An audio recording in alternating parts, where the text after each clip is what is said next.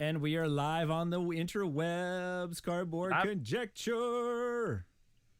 All right, cool. Yeah, okay. Finished. I got I got a piece of toffee in my mouth. No, I'm crunching my fisherman's friend just to get her all done. All right. Woo. And look at this. Look, we're twins. Oh, right. We got to have the sporting the swag. Sporting the swag. We'll leave us a comment.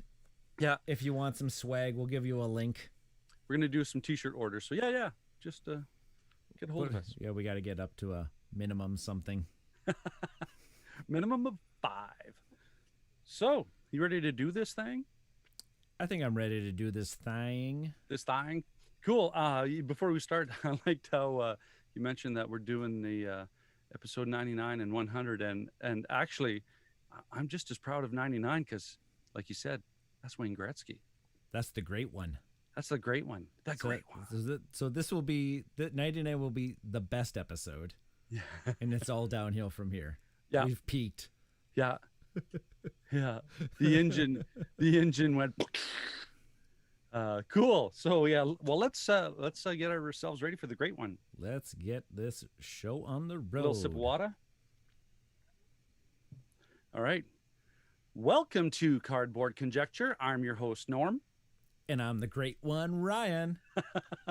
And on this episode, we're going to talk some banter about some board games. We're going to hit you up with some news. And Ryan, what's the topic for this episode, please? We've got kind of 2 simultaneous topics going on. Norm's the solo gamer, so he's going to be talking about his top 10 solo games. And I mainly play a lot of 2-player games, so I'm going to be talking about my top 10 2-player games. And the old 1-2 punch. There we go. I was like, what, no, there's no outro. There we go. I just had to be patient. Just have to wait for it. Okay, coming back in. And we're back. This is Cardboard Conjecture. Let's get into some banter. You know what? I'm going to start because that will lead into some discussion for you to pile up on. So I got myself ready. Ryan and I are going to do. We're going to try and do some episodes for the Jabs, just another board game show, and some Marvel Champions, and we're going to do the Red Skull campaign, I believe. Yep. Okay. So I already said I'm going to do Hawkeye. I'm going to play Hawkeye because he's underrated. Everybody's like the Aquaman, right? So everyone's just Hawkeye is not Aquaman.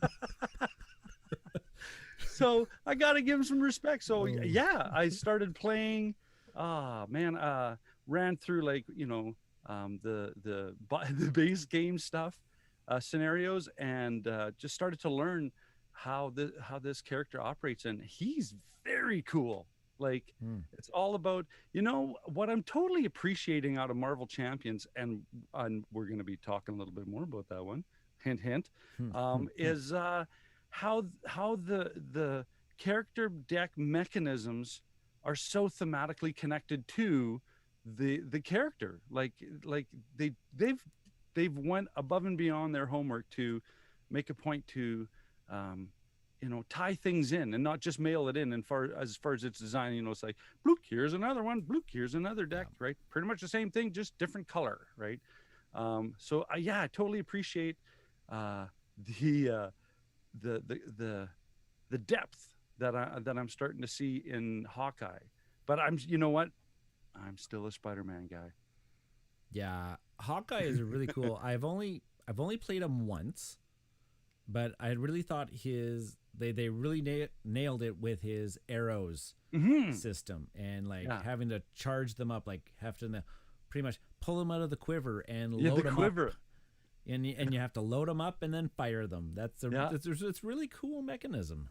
Yeah, that was and also the having those couple cards to pay for arrow events, right? That whole synergy was just very clever. I appreciate it. Now I want to see how it works with another character. And what did you say that you're going to bring to the table with this campaign? I'm bringing my tried and true. I'm gonna bring the OP Doctor Strange is coming to the table. So we got the team up of Doctor Strange and Hawkeye going to run through the Red Skull campaign. And that'll maybe hopefully lead us up to when the Mad Titan Shadow finally reaches Canada and North America here, because it's on mad delay to North America. It's readily available in Europe right now. I'm not saying that we're like really far behind in, you know, getting media and culture here. I mean, we just got Nirvana like last week. So, you know, we're just a little bit behind. Yeah, I don't know, this whole global shipping thing, it's just clusters everywhere. Oh, yeah. It's getting bad. It might be a news thing, I don't know, but yeah, the idea of the shipping container costs going through the roof and people scrambling, not scrambling, but people pivoting on Kickstarter or pre-Kickstarter and sourcing local. Yeah. Which I'm hearing more and more through the podcasts I'm listening to of these choices being made. And honestly, if that's the case, and there's also some that are being very environmentally conscious on their, you know, their cardboard selection. And if that's the case, I don't mind paying a little bit more to support,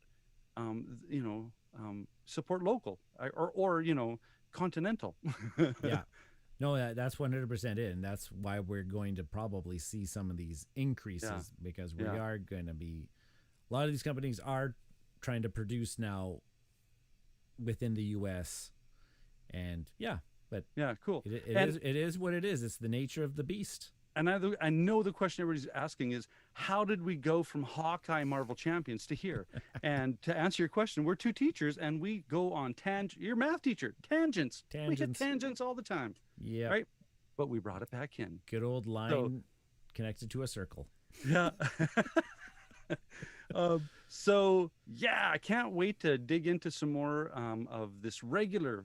We're going to try and do some alternate Mondays when we don't record. We're going to do some Marvel Champions. So that's what I got to bring to the table right now. Awesome. Hawkeye. And you and Rob started something new. Yeah, I'm going to be starting up. Well, Rob and I Rob from the Meeple Dungeon and I have been doing Wednesday night streams on our YouTube channel. And for a while there, we were doing Ashes Reborn, which is a fantastic game. I reviewed it in our last episode. And we're going to take a small break from Ashes because there's some other card games that have been coming out that we want to explore. And one of them is the Flesh and Blood card game. And now Flesh and Blood is a new trading card game. It's a collectible game. So there's the chasing after the foils and the rares and the super rares and the majestics and the legendaries. They've got rarities up the wazoo in this game. But we picked up a couple of the Blitz decks, which are just kind of like their version of a pre-constructed deck.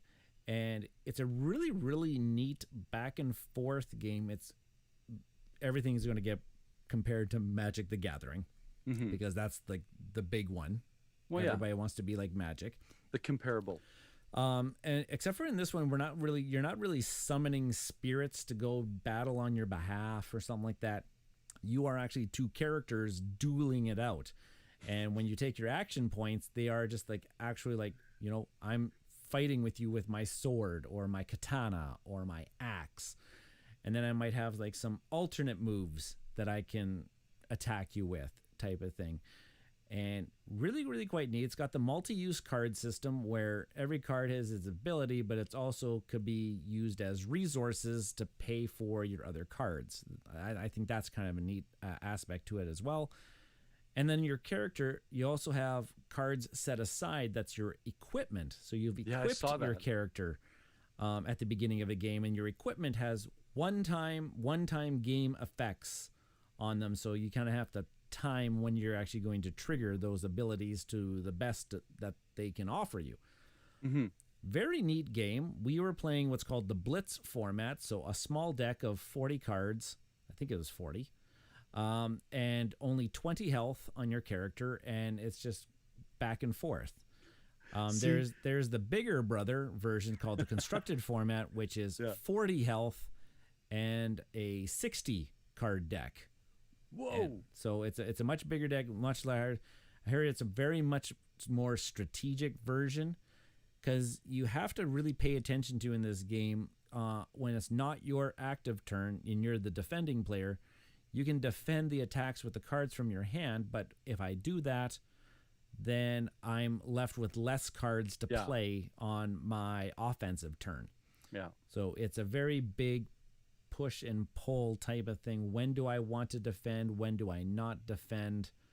When do I eat the damage? And so kind of like when I decide I'm going to eat damage, means I probably got a plan to hopefully deal more damage back to my opponent on. Yeah, there has to be a good reason why you're going to soak that up, because you're timing it to do a even bigger stuff. And it's a really interesting game. It's got a very interesting story behind it, because they're trying to fill the void that Magic the Gathering is starting to leave behind in these post-pandemic times. Their production company, Yeah, Magic the Gathering is starting to pour lots of resources into their online arena, Magic the Gathering Arena app and computer version, and less about their physical play. And that's actually why Legends Stories Studios, I believe that's their name of the company, decided to call it Flesh and Blood, because they want the game to be played in flesh and blood. And they just had a big, massive event in Las Vegas. They had they had like 1,500 players attend this massive event with a $10,000 prize pool that was available, and side events. And from what I've heard, it was a very successful event. It's gaining lots of traction. Their 5th set is about to release, I think, at the end of this week from this recording. I think it's September 24th. It's huge. It's huge right now. I think it's got a lot of good things going for it. I think it could compete with the big three. The big three being Magic, Yu-Gi-Oh, and Pokemon. Mm-hmm. I think it has the legs, and it's starting to, at least in Saskatoon here, from what I've heard. Oh, really? It's starting to grab some of those Magic the Gathering players away from Magic. Cool. And from what I heard, it's a more strategic version of a card game. There's lots of interesting decision points to be made during the thing. It's very quite thinky. Like Rob and I on our last one was watching. So the Blitz format's only supposed to take like 20-25 minutes, and we were just like spending like an hour.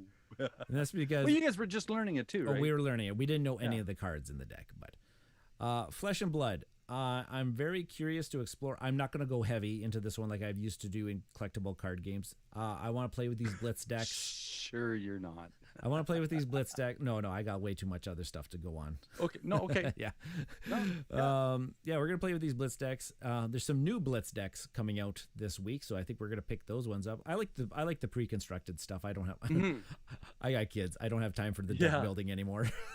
Well, and I mean, for people like me who have no depth of knowledge in that, I like that whole crack it and play it, right? Like Keyforge did. Crack the deck and go. Yeah. Right. So I was laughing earlier when you were setting up the whole game and you said we're two knights, squaring off, and I went, oh, like Monty Python. We are the knights who say knee. Yeah. None shall pass. Bring me a shrubbery. So yeah, I hope you guys didn't, and end up decimating each other by the end of it. I like the player mats that I saw that it had visually, from my point of view, I've never seen the game, never played it, but just looking at the player mat, I got a sense of what to expect of the game and sort of zones. I was able to identify zones that made sense to me. Yeah, and if you don't have a playmat, like the play area is very simplistic. You got your 4 pieces of equipment, you got your deck and weapon areas, and then you just got your deck. You got your character and weapons, and then you got your deck areas, and then everything else is played to what's called the combat chain. And that's where all the action takes place. And after you've played a card, then they all go to the discard pile, or I think the graveyard is where they call it this time. Yeah. But no, cool. Flesh and Blood. So Rob and I will be playing that on Wednesdays for the next little bit. And then we're going to return back to Ashes, because that game. If you didn't listen to my review in the last episode, go back and listen to me gush all over it, because it's a fantastic game. Cool. I want to play Ashes right now. Hey, well, you know what? I'm gonna try and find a copy because you guys kind of got me really interested in it because it's got dice. What I should do is I should hand over a couple decks to you at school, and then you take them home and we'll put them on the webcam. And oh, that's right. I don't necessarily need. I just need a deck to play. I literally own everything for Ashes at the moment. So. See, so I'm gonna come back to your speaking of Flesh and Blood not needing to own everything because because I'm already collecting another game, and I'm collecting Marvel Champions, and I'm collecting Arkham Horror. Good thing we're not recording this or documenting anything you're saying right now. So my wife doesn't listen to this podcast. That makes two of us. She thinks I'm just down here playing board games, so Oh no, she knows I'm recording the podcast. All right, so that's a good place to stop, and let's come back in with some news because this is going to be some fun stuff to talk about. So, because I have a break, I put a break in there so we can come back in. Nice. And we're back in with some news. You ready for it? The news. Ryan, lead us into what's going on with some Fantasy Flight game news. This past weekend was Gen Con 2021. Seemed like it was a pretty decent turnout from what I gathered on the social medias that I was looking at. I've been hyperventilating at each picture I look at. I don't think it was as bad as some of the pictures were making it out to be. Yeah, no. Yeah. But there's that. I mean, everybody who sees that has that little part in the back of their brain going, oh, I don't know if I can do that yet. Yeah. Just watching the people touching the escalator railing. Purell. Okay. Anyways, back on track. Fantasy Flight does their usual Gen Con in-flight report, giving us a heads up onto what's happening Fantasy Flight games. And I love doing this every year because they got lots of news this year.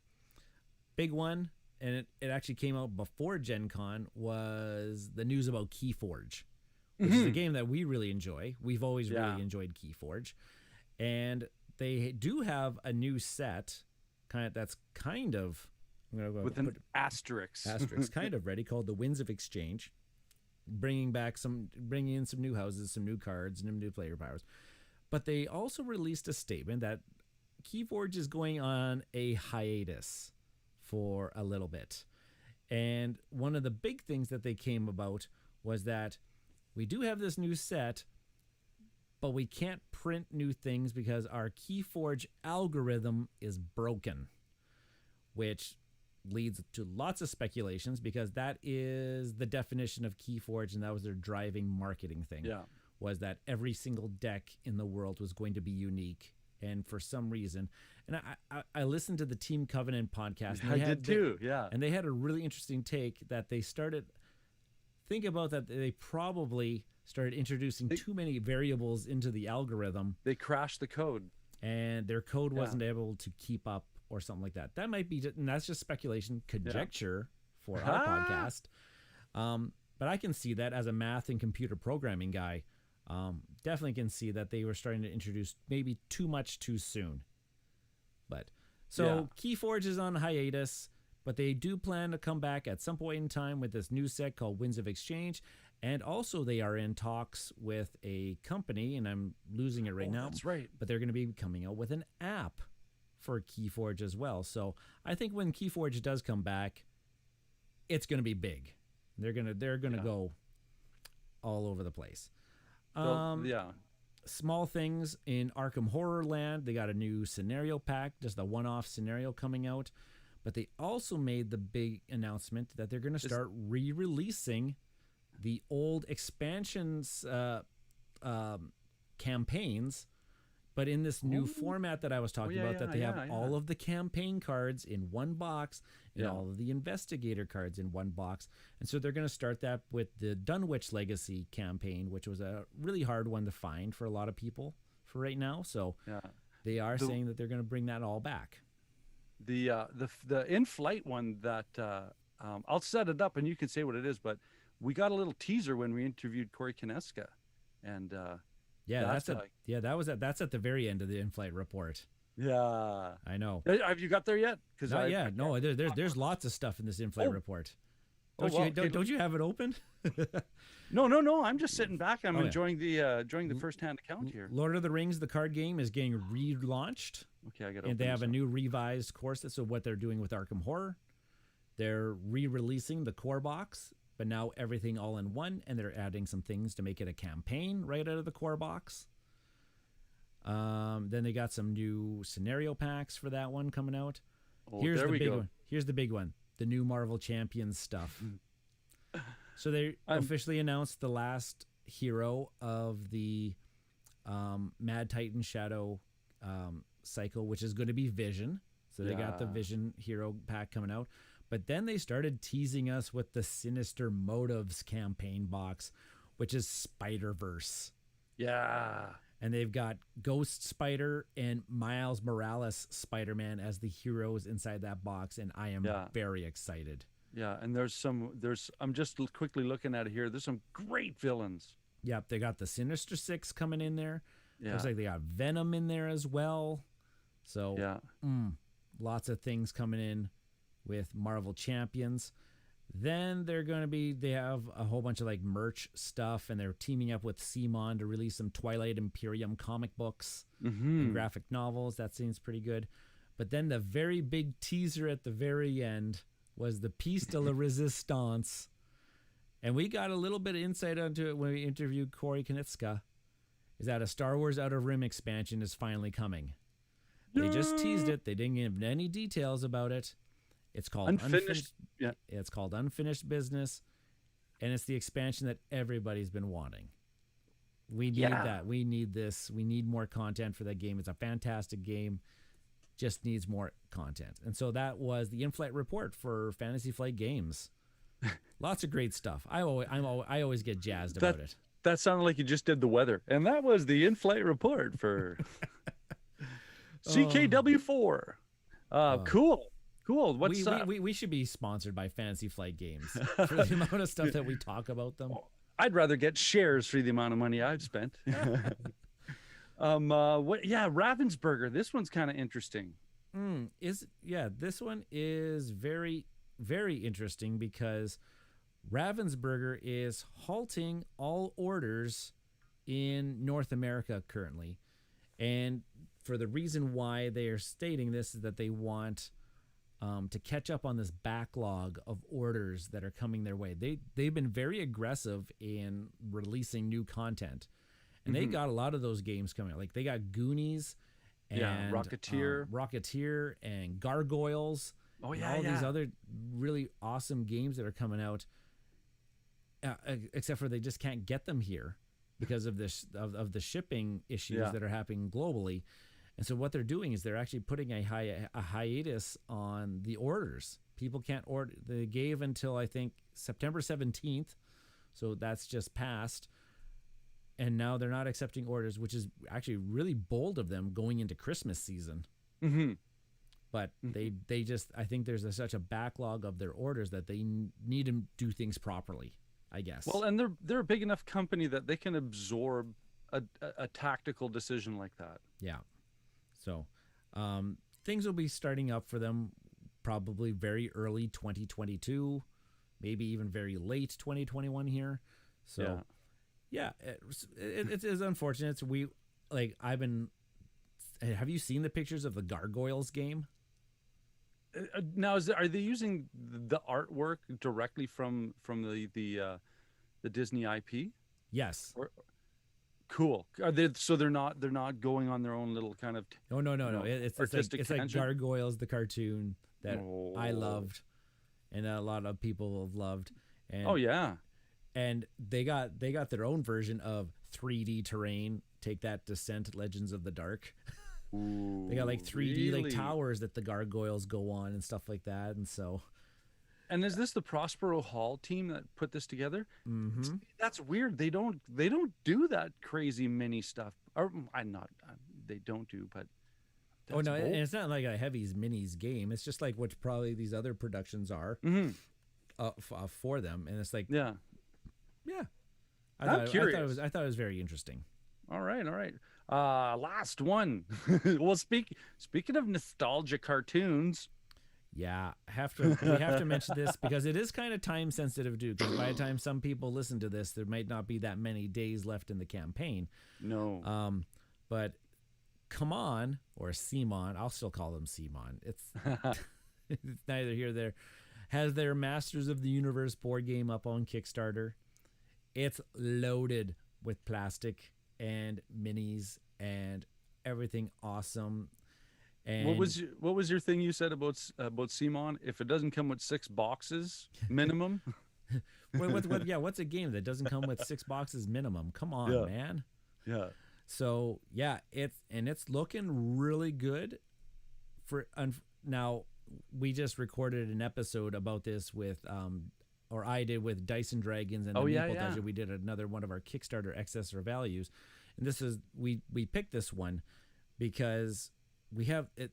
Oh my gosh! Now I think I'm becoming reformed a little bit because this one doesn't get me juiced up.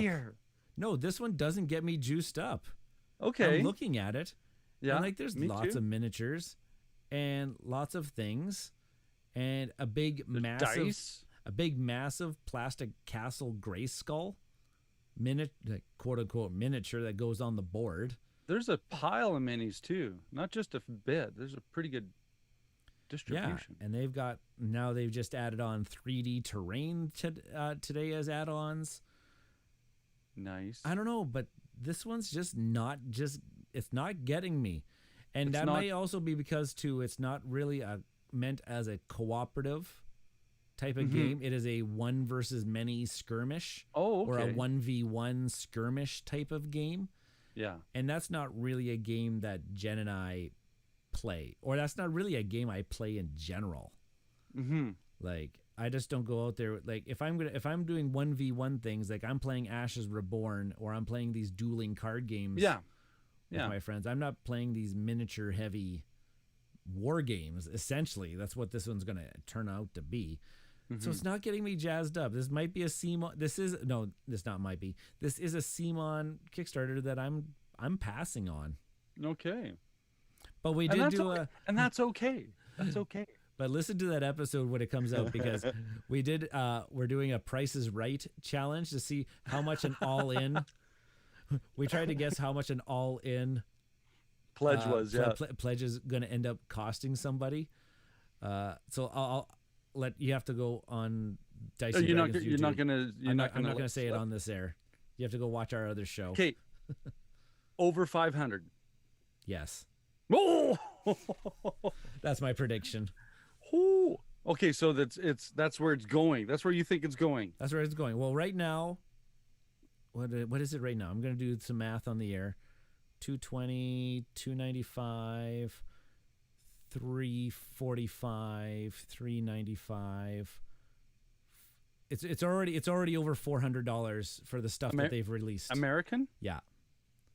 Whoa, that's like $2,000 Canadian, eh?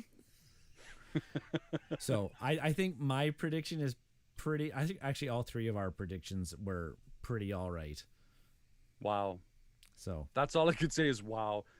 Well, but there's going to be people out there that they're going to get froth over this thing because this is He-Man. This was a big part of a lot of people's childhoods. Oh yeah. This will have the kind of a similar nostalgia connection that Fireball Island had. Yeah.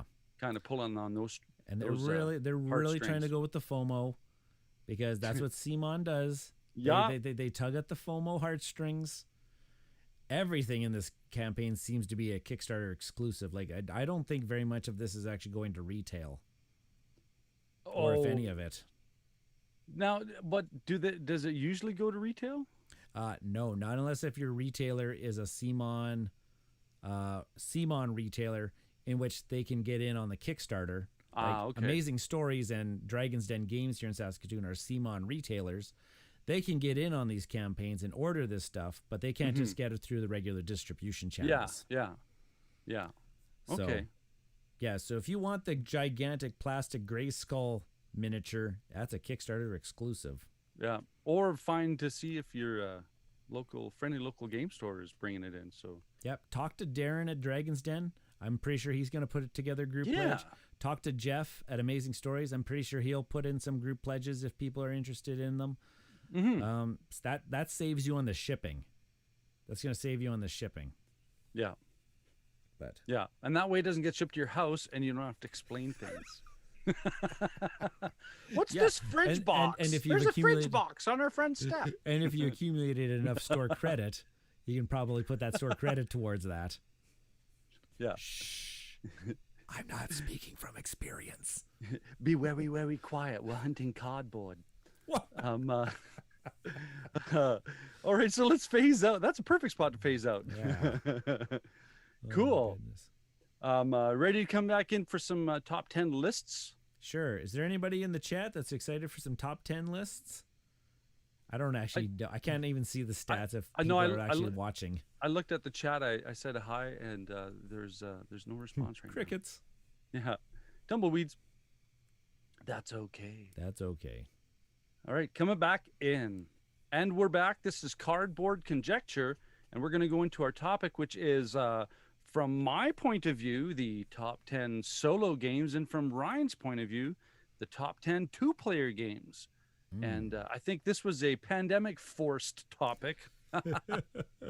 Yeah. So, Brian, not that there's much that we need to talk about, but what kind of prompted your list? Like, was there any dimension, any criteria, any method, any madness?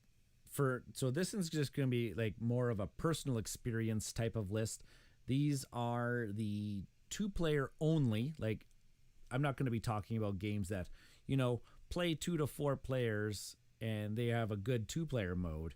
Yeah. I'm just going to be specifically, talking about the ones that are designed only to be played as two-player games.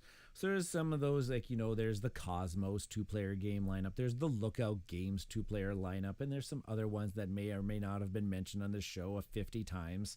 Have we talked about Target type of games. So that's where I'm kind of going. But some of these are Jen's favorite games as well because we've played them so much. So I'll be giving my list of mine and Jen's. Jen gave a little bit of input to this list too. Let me guess, her input was, "What are you putting that on the list for?" When was the last time we played that? We never played that. Oh, come on. So, so two-player games. Cool. Only. My approach was, there's so much, like, as I put my list together, it's like, well, if I played that again, I would probably make it on the list. But it came down to what's the frequency? What are the ones that are actually getting on the table to be played? And there's probably 2 criteria there. One is ease of play. Like, I don't want to spend more time setting it up than it takes to play. Right. And depth of play. Right. So those are my 2 criteria. Now, as I mentioned before we went on air with this, that not that I'm cheated, but I'm going to quickly spout out a list of games that I've not yet played, that if I did, I know they'd make it on the list somewhere. Ooh. Okay. Yeah. So that's. Are you giving to that us first, or are you going to give that to us at the end? No, I'll give that right away, just so that you know that not to expect these games, and the reason it's like, you're mad. Well, of course I'm mad because I haven't played this game, so that's why it's not on the list, right? And that then the whole dimension of that discussion is, that's a whole episode right there, and a team. Right. Do you want me to start? Sure. I'll spit out that. So here's the ones that didn't make the list because I haven't played them, but they would make the list. I'm pretty darn sure, from all the research I've done and all the talk that I've heard. So the first one, Seventh Continent. I've heard you talk so much about it. It's pretty much everything. Right. That role playing that I love, like doing D&D and stuff. Right. It's just it's kind of nice. Sounds like it'd be a perfect blend. The next one I have, I'm so shy. I have this game on my shelf, but I haven't. Arkham Horror, the living card game. I haven't. There's cellophane still on the decks, man. Forgive me. The other one is Gaia Project. No forgiveness. The other one is Gaia Project. I know I love space, and I love that You're building. listing off some of my favorite games of all time. Well, see, that's what I mean, right? The next one is Feast for Odin, Yep. right? So, I mean, I know I love Uwe. Another one again, you're gonna nod. Anachrony. Mm-hmm. I understand that is a fantastic solo, and it's a great game. Yep. And that's a solo mode that I have not played. I have not played the solo mode for Anachrony. Okay. And then the last one is Too Many Bones. That's that chip theory game. Okay, I don't know too much about that. It's basically dungeon diving, and chip theory's way of putting all the chips are as the basis of the development of this game. So those are they'd make the list if I played them. Yeah. I got a small list of things that I'll call my honorable mentions that they didn't quite make the list. Mm-hmm. And two of them, people are going to scream when they hear this. What? Yep. The Good Doctor, Mr. Reiner, he didn't make my list. Battle Line / Shot and Totten didn't make the list, and Lost Cities didn't make my list. For shame. I know, right? A game that I'm sure if we played, and I don't own this one, but I've heard great things about Raptor. Kind of like this kind of like dueling game. Mm-hmm. Agricola, All Creatures Big and Small, did not make my list. And Norm, I'm sorry, but Shobu did not make the list. Oh. Now you're wondering what did make the list. Well, I'm hoping that there's a Jay and Sen game that made that list. We'll see. It was just like a pinter pause and breathe. Okay, so my number 10. I'm gonna first say the one that got kicked out was Black Orchestra. That is that Valkyrie make a plan to assassinate Hitler. That just got bumped off the list by Viticulture. Oh. Or the Tuscany Essentials edition. Now this one, I don't want to say that this is the first time that I think it's Morten Anderson came up with the Onitama deck, but this was my first experience with it, and yeah, like I mean, I love the worker placement in Viticulture. I love the cards. I love how the whole thing works, and that Onitama system is great. It doesn't change the decision making in the game as much, and keeps the challenge there. And it's not one of those, beat your best score, right? Yeah. Sometimes that's okay, but in this case, no. You're pushing hard against the Onitama, which does a great job. That's one of those systems where you flip over the card. That card, the guy kind of just takes that spot away from you, right? Yeah. Like a good worker placement. It's like, oh, denied, and flip a card, and there's their points, and they're pushing ahead of you. Now abstracts a lot of the AI decision making, but good enough. I don't want to know the AI's backstory. I want my turn next, right? So it does a great job at that. So that's my number 10. Sweet. Okay, my number 10 is a 2-player game that Jen doesn't play. And I don't think Jen's ever played it, but I've had such great experiences with it as a 2-player game, and that is Star Wars Rebellion. Oh, yeah! Number 10, and it's so low because of that. It is an epic. It is an epic scale. It's taking you a few hours to play through the cat and mouse chasing of the rebels and the Empire. And the Empire starts with a big, massive fleet on the board, and the rebels are hiding and not necessarily wanting to get into that conflict, but trying to build up their rebellion beforehand. Around. Claiming those mission points ever so sneakily, sabotaging things. And the stories that it's able to tell. I've had epic games with you. I've had epic games with Ian. it's a fantastic sit down and let's live out Star Wars in this alternate universe timeline stories that can develop. Yeah, so set aside a few hours. Star Wars Rebellion is my number 10. Nice. Even though it does say 2 to 4, you're never going to play that game more than 2 players. That's a 2-player. It's a 2-player game. Much the same way that this one says, "Oh, it's a 1 to 4 player game." No, this game is a solo game that it's the opposite. You know how games are like, "Oh, it plays 4, but you can, if you want, play solo." This is the other way.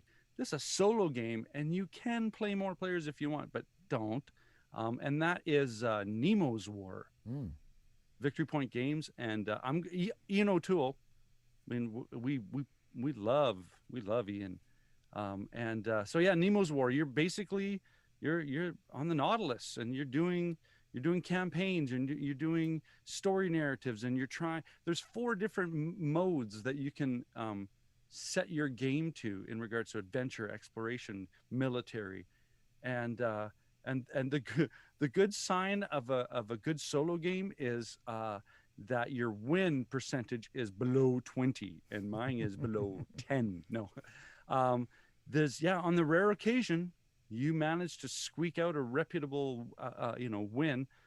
It's a feels good.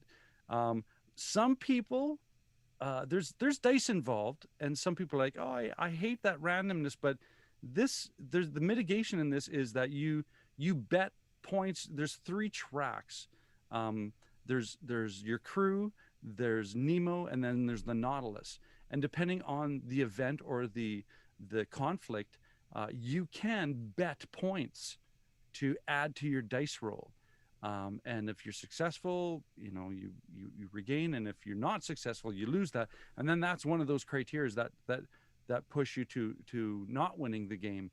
But I have so much fun every time I play this game. Just loads of fun. And if anybody's ever heard our Memories episode, this one's got a depth of emotional associative memory. So yeah, that's Nemo's War. I thought it was going to be higher on your list, honestly. Well, yeah, there's just so many good ones that have come out, though, right? Perfect. I mean, this one came. Love it. This one came out in, what's the date on this one? 2017. So yeah, but still, it made the top 10. Number 9. Absolutely. Okay, my number 9 is a Capstone game. Capstone's actually got a couple 2-player only games, but this one's just slightly better than the other one. And I'm going to talk about Watergate. Yeah, fantastic 2-player game. You introduced me to this one, and then I introduced Jen to it. And this one comes out every now and then, and it's a very nice tug of war, back and forth. And that seems to be a common term or a common feeling in lots of these 2-player only games, is the tug of war between the 2 players, the push and pull, the try to capitalize on your opponent's mistakes almost and everything. And so, in Watergate, it is living out the Watergate scandal of one player playing the media type of people, and the other players playing the Nixon administration, and the media trying to connect the dots and the conspiracies to Nixon by playing these event cards and trying to find these key players in the Watergate scandal. Yeah. And Nixon's just trying to, off the people so that you can't find them or something like that. Protect his imagery. Yeah. By playing his event cards, and it's so cool. It's very thematic. There's a term that I don't like to use very often, but the immersion and how you're feeling in the text and the flavor of the cards you're playing, it's very good. Yeah. And it doesn't overstay its welcome. It's a very quick playing type of game. Like, what is it, 30 minutes ish? Yeah. Which is a perfect game for us when we are going to bed quite late, or the kids get to bed late and you still want to pick up a game. And the rules overhead for it, not very complicated. It's smooth. It's straightforward. Yeah. But it's so deep. Oh, there's so many different interesting decisions. Yeah, the decision points, and then if I'm playing this card to push that peg closer to my side or to your opponent's side, or am I playing it for the action? If I play it for the action, then it's gone for the game, possibly, or something. So Watergate is a fantastic and my number 9 2-player game. Cool. I'm looking at our clock. I'm going to speed this up because we're going to run late. But my number 8, and you're probably going to have that same feeling of it's been falling down the list, but there's so many good games, is Robinson Crusoe. Okay. And yeah. And this one's dropped down the list because of the demand of the rule set that you have to get into your working memory in order to get that game, going. I love the variability in this game. There's all these different little scenario cards that you run this exploration and card drafting tableau engine through. And this one is always a great experience and always challenges me. So this is another one is like, I maybe have a 15% win rate with this game, and that says a good thing for me. So yeah, number 8, Robinson Crusoe. Okay, I'll keep it also nice and short here. My number 8 is the only trick-taking game on my list. It's a two-player only trick-taking game, and that is Fox in the Forest. Bravo. Great game. If you know what trick-taking games are, this one does it well. There's only 3 suits, and the odd number cards have some sort of special effect when they get played, switching the trump suit and stuff like that. And the really good thing about this one, too, is that you don't want to take all of the tricks. You just want to take some of them, because if you hit this sweet spot, you score more points for the round. And so there are sweet spots by not taking very many or just taking just enough. Yeah. If you take too many or you don't take any at all, that's bad. It's like bell curve scoring. Yeah, so it's really you take interesting. Too much, you get 0. You don't take enough, you get 0. And it works very well. So Fox in the Forest is our number, what was this? 8. Cool. My number 7 is an engine building, and there's not the only one on there. This is Wingspan. This is Stonemaier Games.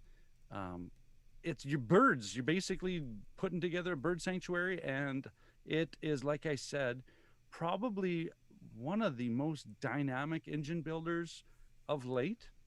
Now, a lot of people get, oh, it's simplistic. Well, I mean, you want to have an appeal to a good range of people, and once again, the Onitama deck from Stonemaier comes through brilliantly with this game. So this plays great solo, and this plays great even up to 4 players. So Wingspan.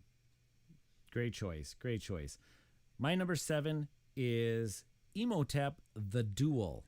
So this is another one of those. This is one of those games where they had a Big Brother game, and then they kind of just made like the little brother or the cousin version, where it's like take the game that could be played as 2-player already, but we're gonna kind of keep the core concepts of the game, but we're gonna also change it enough that it's the own unique 2-player experience. And it feels very chess-like, is when I've talked about it in the past, where you really have to position your pawns in order to take the proper tiles off the boats in order to maximize your scoring. And the variable scoring, because there's these dual flip boards, and not every board, you're not going to have the same combination of point scoring opportunities every single game. It's really, really good. I highly recommend checking out Imhotep the Duel. Cool. You know what? And I love that, because that's definitive on how many players. It's like a Cosmic Encounter, the Duel. So my number 6 is, I've said it before, and I'm going to say it again, is my favorite deck builder by far, is Aeon's End. And I'm currently playing one of the campaign games. I'm currently playing one of the legacy games. This is so much fun. And the uniqueness I like about this game is that, unlike any other deck builder that you shuffle your deck and then you take your 5 cards, This one, your deck stays in its chronological order that you put it. So once it depletes, you pick it up, turn it over, move it to the other side, take your cards. And when you play them to your tableau and put them back, that's where you can rearrange it. But yeah, this and it's it's kind of like a tower defense game, because you're defending the village, and as the village points run is out, done. So it's big boss after big boss battle. It's awesome. That's Aeon's End. Okay, that was number 6. Number 6. Okay, my number 6 is a pair of games. They do the exact same thing, but one has a space theme and one has a fantasy theme. And I'm talking about Star Realms / Hero Realms. Yeah. Essentially the same game, just pick your favorite flavor. Now, depending on what you want, Hero Realms has some campaign expansions that you can play through, which is really quite neat. It has the cooperative aspect to it. Star Realms is completely just a duel between the two players, but the two systems are very, very identical. I prefer actually Hero Realms because of the campaign aspect. Yeah. But if I'm looking for the fighting, the duel aspect, I'm going with Star Realms. And yeah, it's a fantastic deck building game.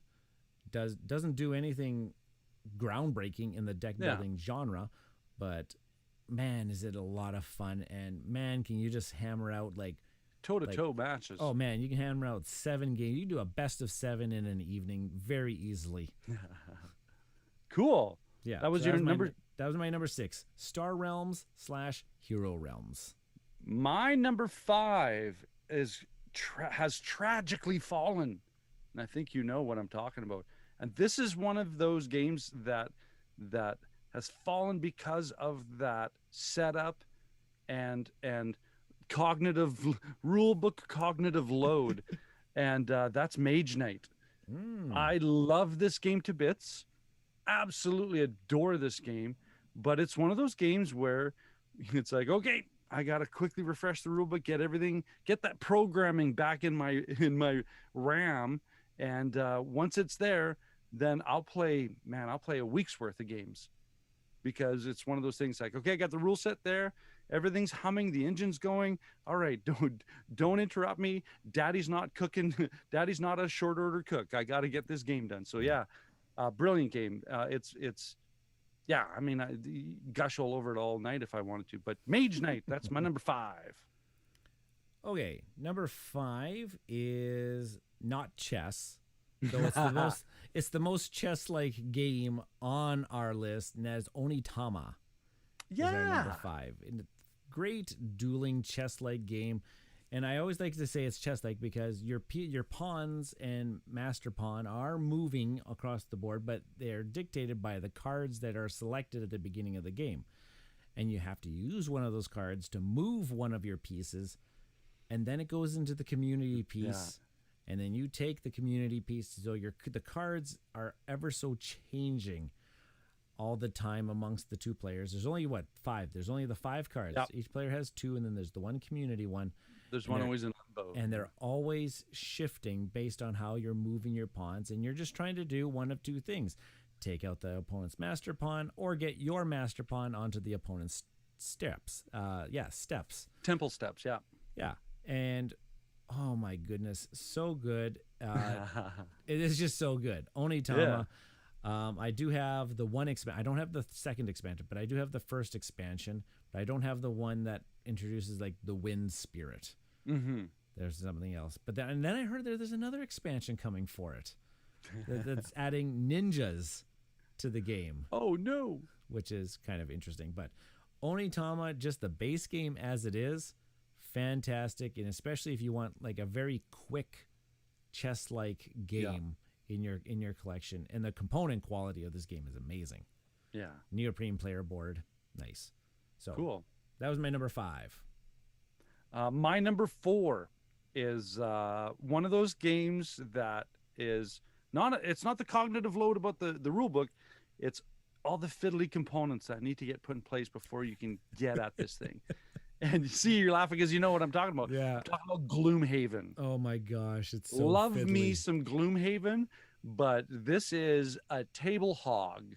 And There's a lot of apps that you can use, but I play board games for the tactile, so I don't mind doing all those little busy things, but I have to have it out.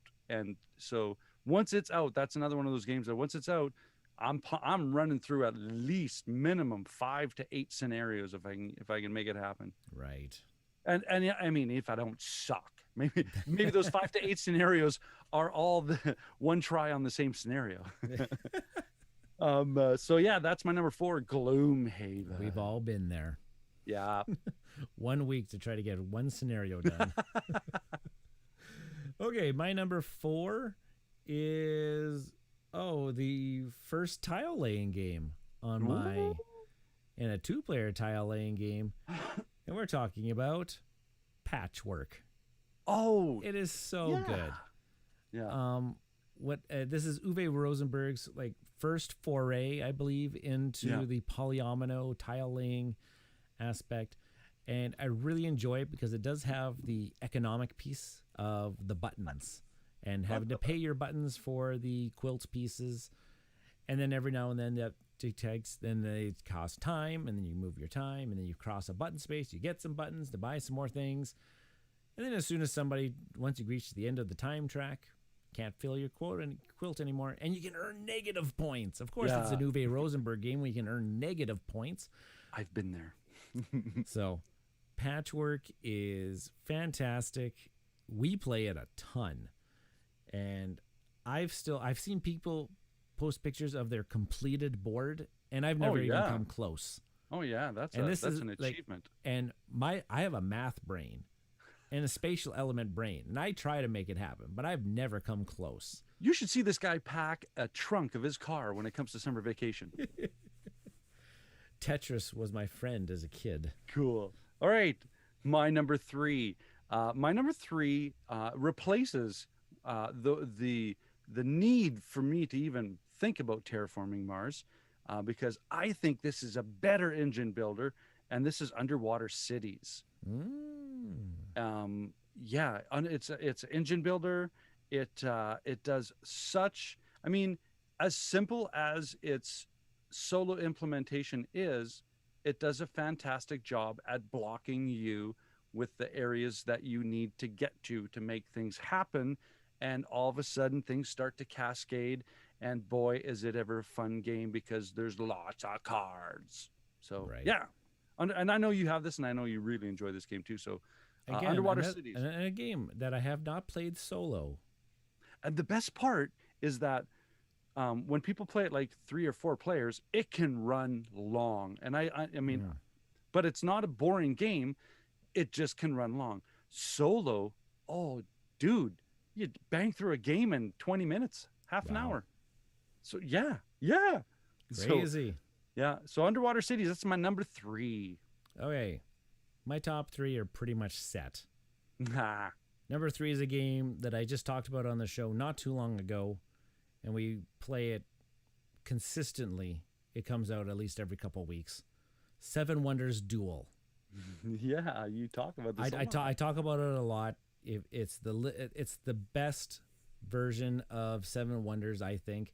7 Wonders does have a 2-player variant in its core box, this Big Brother box. It is a horrible 2-player variant that no one should ever try to attempt.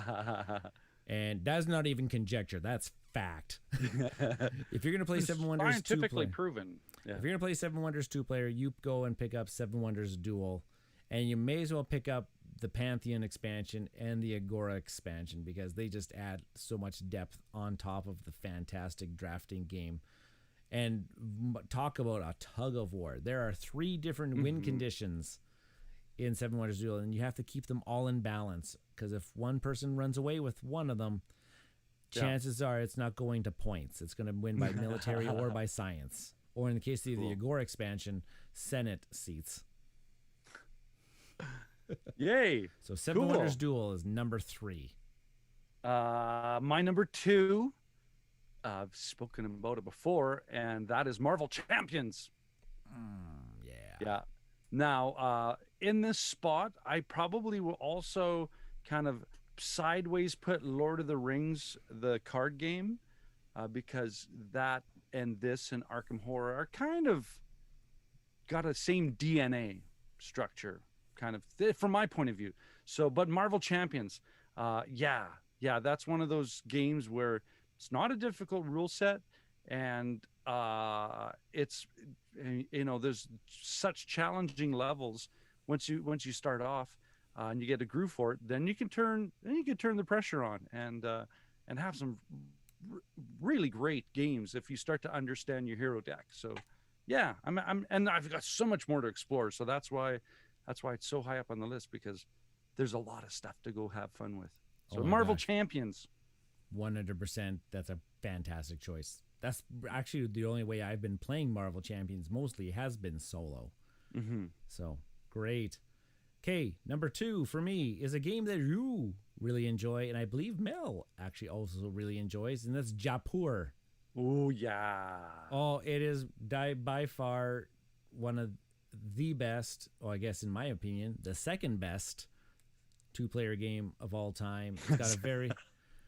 It's got a very good push and pull. When do I cash in my cards to get the points before my opponent cashes in their cards to get the points? And if you don't know Japur, go and look it up. Yeah, it's on BGA. It is on BGA. And I thought I was good at it until I played on BGA and stunk it up. Oh, baby. There are some Japur masters out there where it's like, I'll lose 2-0 all the time, because it's a best of 3. That's how quick a game can actually go. And I don't think I've ever actually won a single match.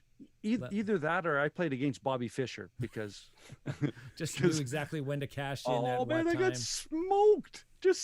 It was embarrassing. It was just like I just wanted to delete my account and just walk away from the computer. Such a simple little card game that has go cut the grass. Amazing depth to it. Oh yeah, absolutely. So Japur. Cool. Well, here's my number 1, and I hope you're in agreement with this. This is one of those games where it's rare where you have a game that plays brilliantly solo, brilliantly 2-player, brilliantly 3-player, and so on and so forth. And that's Spirit Island. That's a great choice. This is probably the best cognitive puzzle challenge, risk take, push your luck maybe. It has all of those really edgy, anxious decisions all rolled up into one game, and I love the idea that the island's fighting back now.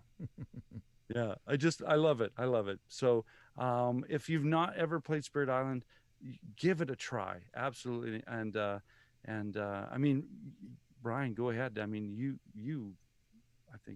think you got this game before I did, and yeah, I don't think I've explored it as much as you may have, but I remember I played it a few times. I've only ever played it solo and 2-player, and when I play solo, it's not. You have to play 2 spirits essentially attacking the island, but everything.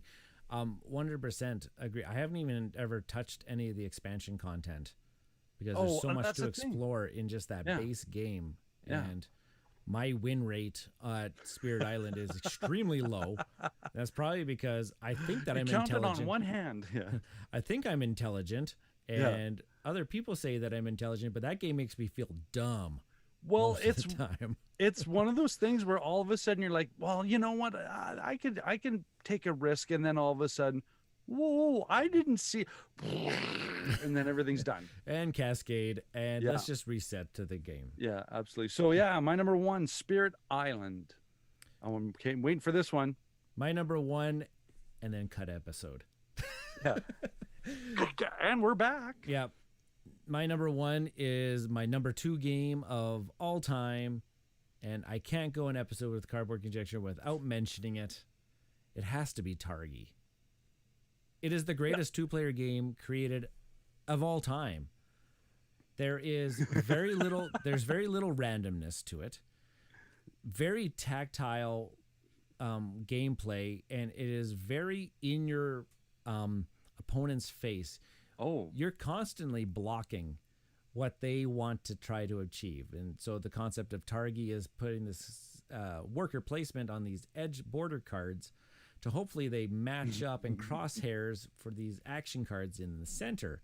Yeah. And might be some really good ones that you really want, and then your opponent just puts their guy on the row that you can't go there. Yeah. And you invent new swear words every time that this game is played because so-and-so, in this case Jen, blocks me, and then it's so good. Oh yeah, back and forth. Yeah. And then the expansion just takes it to the whole next level. It's right there, baby. right behind your shoulder. The expansion takes it to the. We never play without the expansion. The expansion makes the tactile, the tactical feeling of the game even more robust. Yeah. Cool. So, I'm gonna throw a curveball, because we didn't write it down, but it just occurred to me. I have a game in my head that didn't make your list that I want to throw out there and go, hey, what did you consider this one? And vice versa. If you're thinking, well, I totally thought this would be on your list. The game that I thought would make your list that I kind of sneakily prompted was Akrotiri.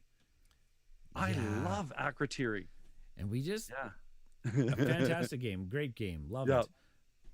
We just don't play it. But there's just so many good games out there, there's right? so many good games. These ones, so especially those ones in my top 5 here, Onitama, Patchwork, Seven Wonders Duel, Jaipur, and Targi. If you were to randomly say what game is Ryan playing on a weekend, one of those 5 is being played quite regularly. Cool. And was there a game that that you thought would have made my list for sure that didn't make my list? You see, I can't remember all the games that have solo modes.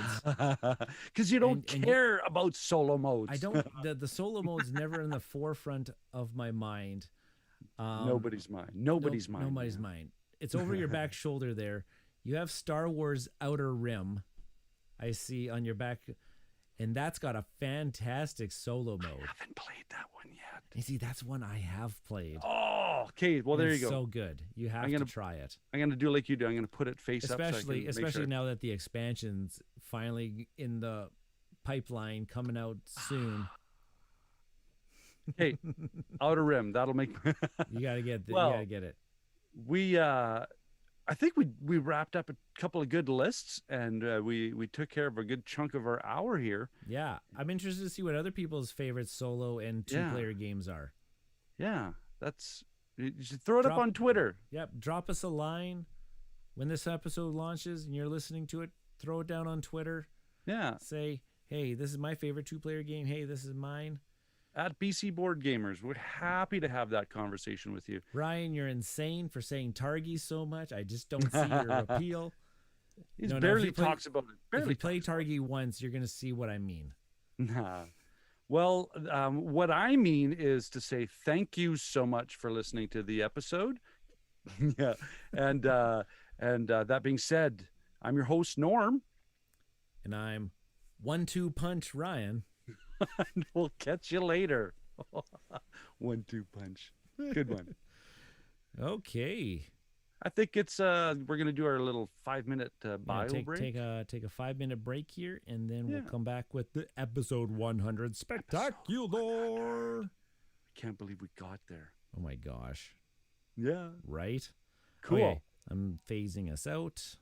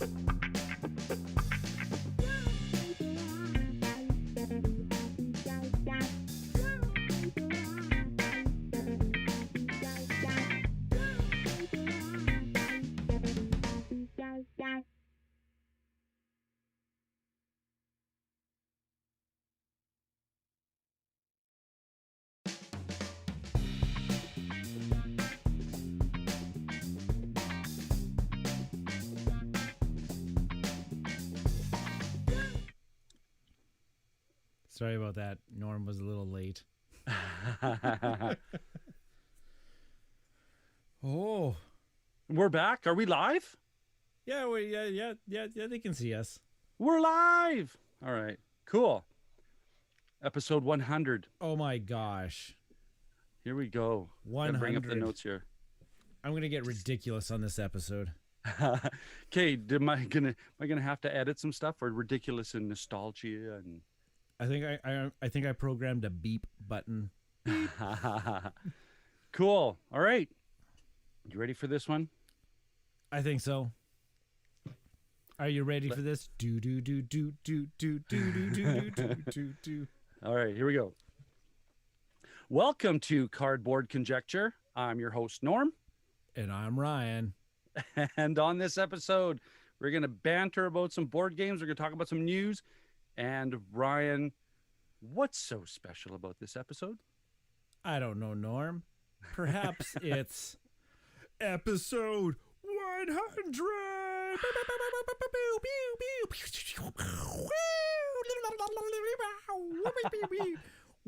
Wow, wow, wow, wow. You've been watching too much Cabal. And that wasn't a program sound. That was all natural, people. That was au natural. Okay, coming back in. And we're back. This is Cardboard Conjecture, going straight into some banter. And Norm, Ryan, slow down and enjoy the moment that this is episode number 100. it's 100. I How can't the believe hell? we got to How the hell 100. did we get here? I don't know. This is about as far as achievements go. This is about the geekiest achievement that I can peg up there. So, and I'm yeah. proud of it. I'm Oh, very yeah. proud of it. My wife shared no excitement with me as I like we're recording episode number 100 tonight, and she's like, yeah, okay, whatever. I'll mimic what my wife did. I said, "Honey, did you see on the calendar? Podcasting night? Yep. You see, we're doing episode 100." And she was reading a book in her phone and went, "Uh-huh." It's like, okay, Okay, here we go. Perfect. thank you for that enthusiasm. I'm gonna Okay. ride that wave all night, babe. So Norm, Yes, Ryan. what's your game you want to talk about on episode 100? I want to talk about all of them, but I do want to talk about what I played just the other day is Red Rising, and that is a Stonemaier game, and from what I've read and what you've also told me, that it's kind of a passion project for him and that IP. Now I've not read Red Rising, the series, but this is it's a card game. Deck building, maybe. I don't know what you would definitively classify it. It says card drafting, yes. There's some dice rolling, but that's just because of a certain choice that you make. But you're basically picking up you're basically playing a card down to one of four factions that has resources attached to it, and then you're picking up a card. Now, when you play down a card, you're playing the card's intuitive power or I guess action, and then when you pick up a card is when you get the resource. And it's a clever Euro track, 4-track kind of thing. Well, not 3 tracks, because one of them is having the alliance, or the big eagle marker. Mm-hmm. Now, I've played, and now even Jamie Stegmaier goes on to say that it wasn't until he played, is it Fantasy Realms? Yes.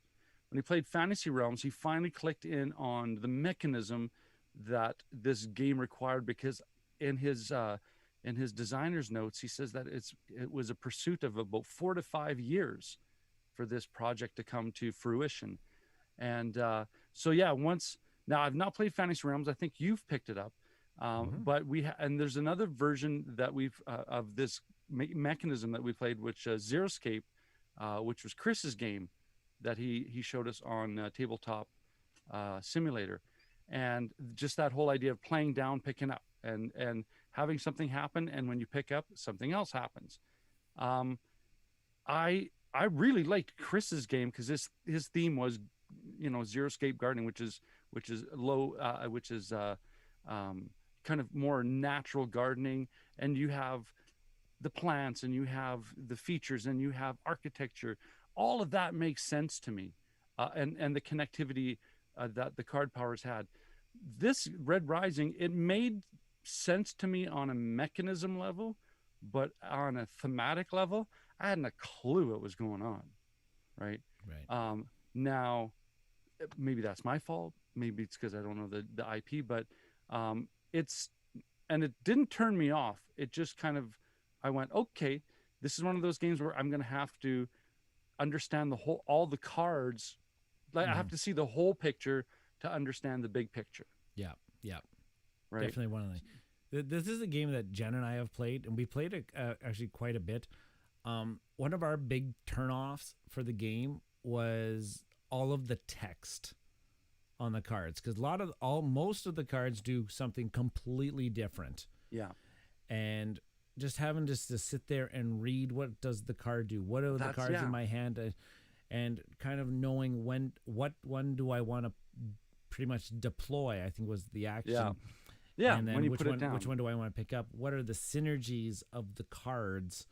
That was a big turnoff for us, was all the reading of the text that really slowed down what is essentially a pretty simple mechanism of a game. But the depth came in or I don't even know, depth or complexity came in, just understanding what do the cards do. And then the synergy, yeah, the synergies. And then I apparently, if you kind of know the universe, you kind of know which cards or which colors are going to probably combo together. I'm kind of getting that feeling like I'm being left out of a good story. Right? It's like I'm playing this, but going, I don't understand what everybody else understands about this. Sorry. I guess the solution would be for us to actually read the story. Yeah.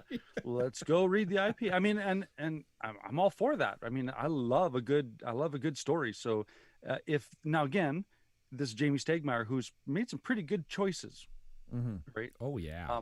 So if this is a choice that he's going to pursue because it's a passion project, people always want to make right by their passion projects. So, maybe I need to go and check out the IP, right? So cool. That was So that's Red Rising, which is actually interesting that you talk about that one, because one of the games in my game order that just showed up to my house not too long ago was Fantasy Realms, and so we've been playing that a little bit. But the game that I want to talk about is Abandon All Artichokes, designed by Emma Larkins, who was on the show not that long ago, and published by Gamewright. And Abandon All Artichokes is a fantastic card game. I'm pretty much calling it Sushi Go Plus. Yeah. And the plus meaning that there's just some extra strategy that you need to employ in this game. We've been playing it as a family, Jen, Regan, and I. Now, Regan's 6. That's right. You're telling me. And this game boasts, there's lots of text in the cards, and he can't really read yet, like read to comprehension or really read some of the words and what's going on. But after a couple games, after we were explaining to him that this is what the carrot does, this is what the onion does, this is what the broccoli does, games after that, he's got an association type of memory. The instructional design on me nerded out when you were talking to me about this cognitive relationship that he made with the image and the event. So now he knows that if he picks up the carrot, he knows what the carrot does now without having to read the text, because he's seen it a few times.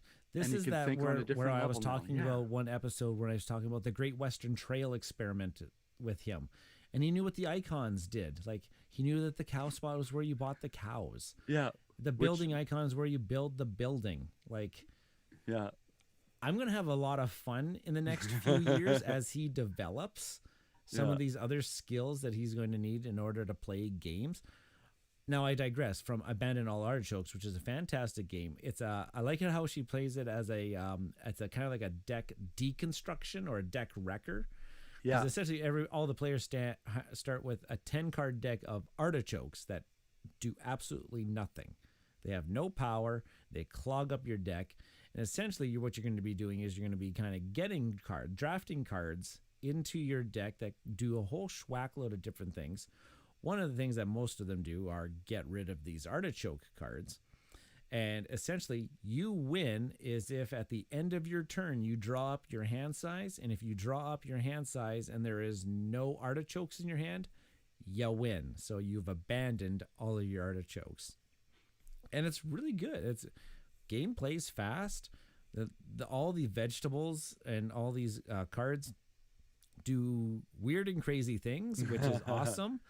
Like getting rid of artichokes or passing cards around the table, or just putting a card on the top of your deck, putting a card on the top of somebody else's deck.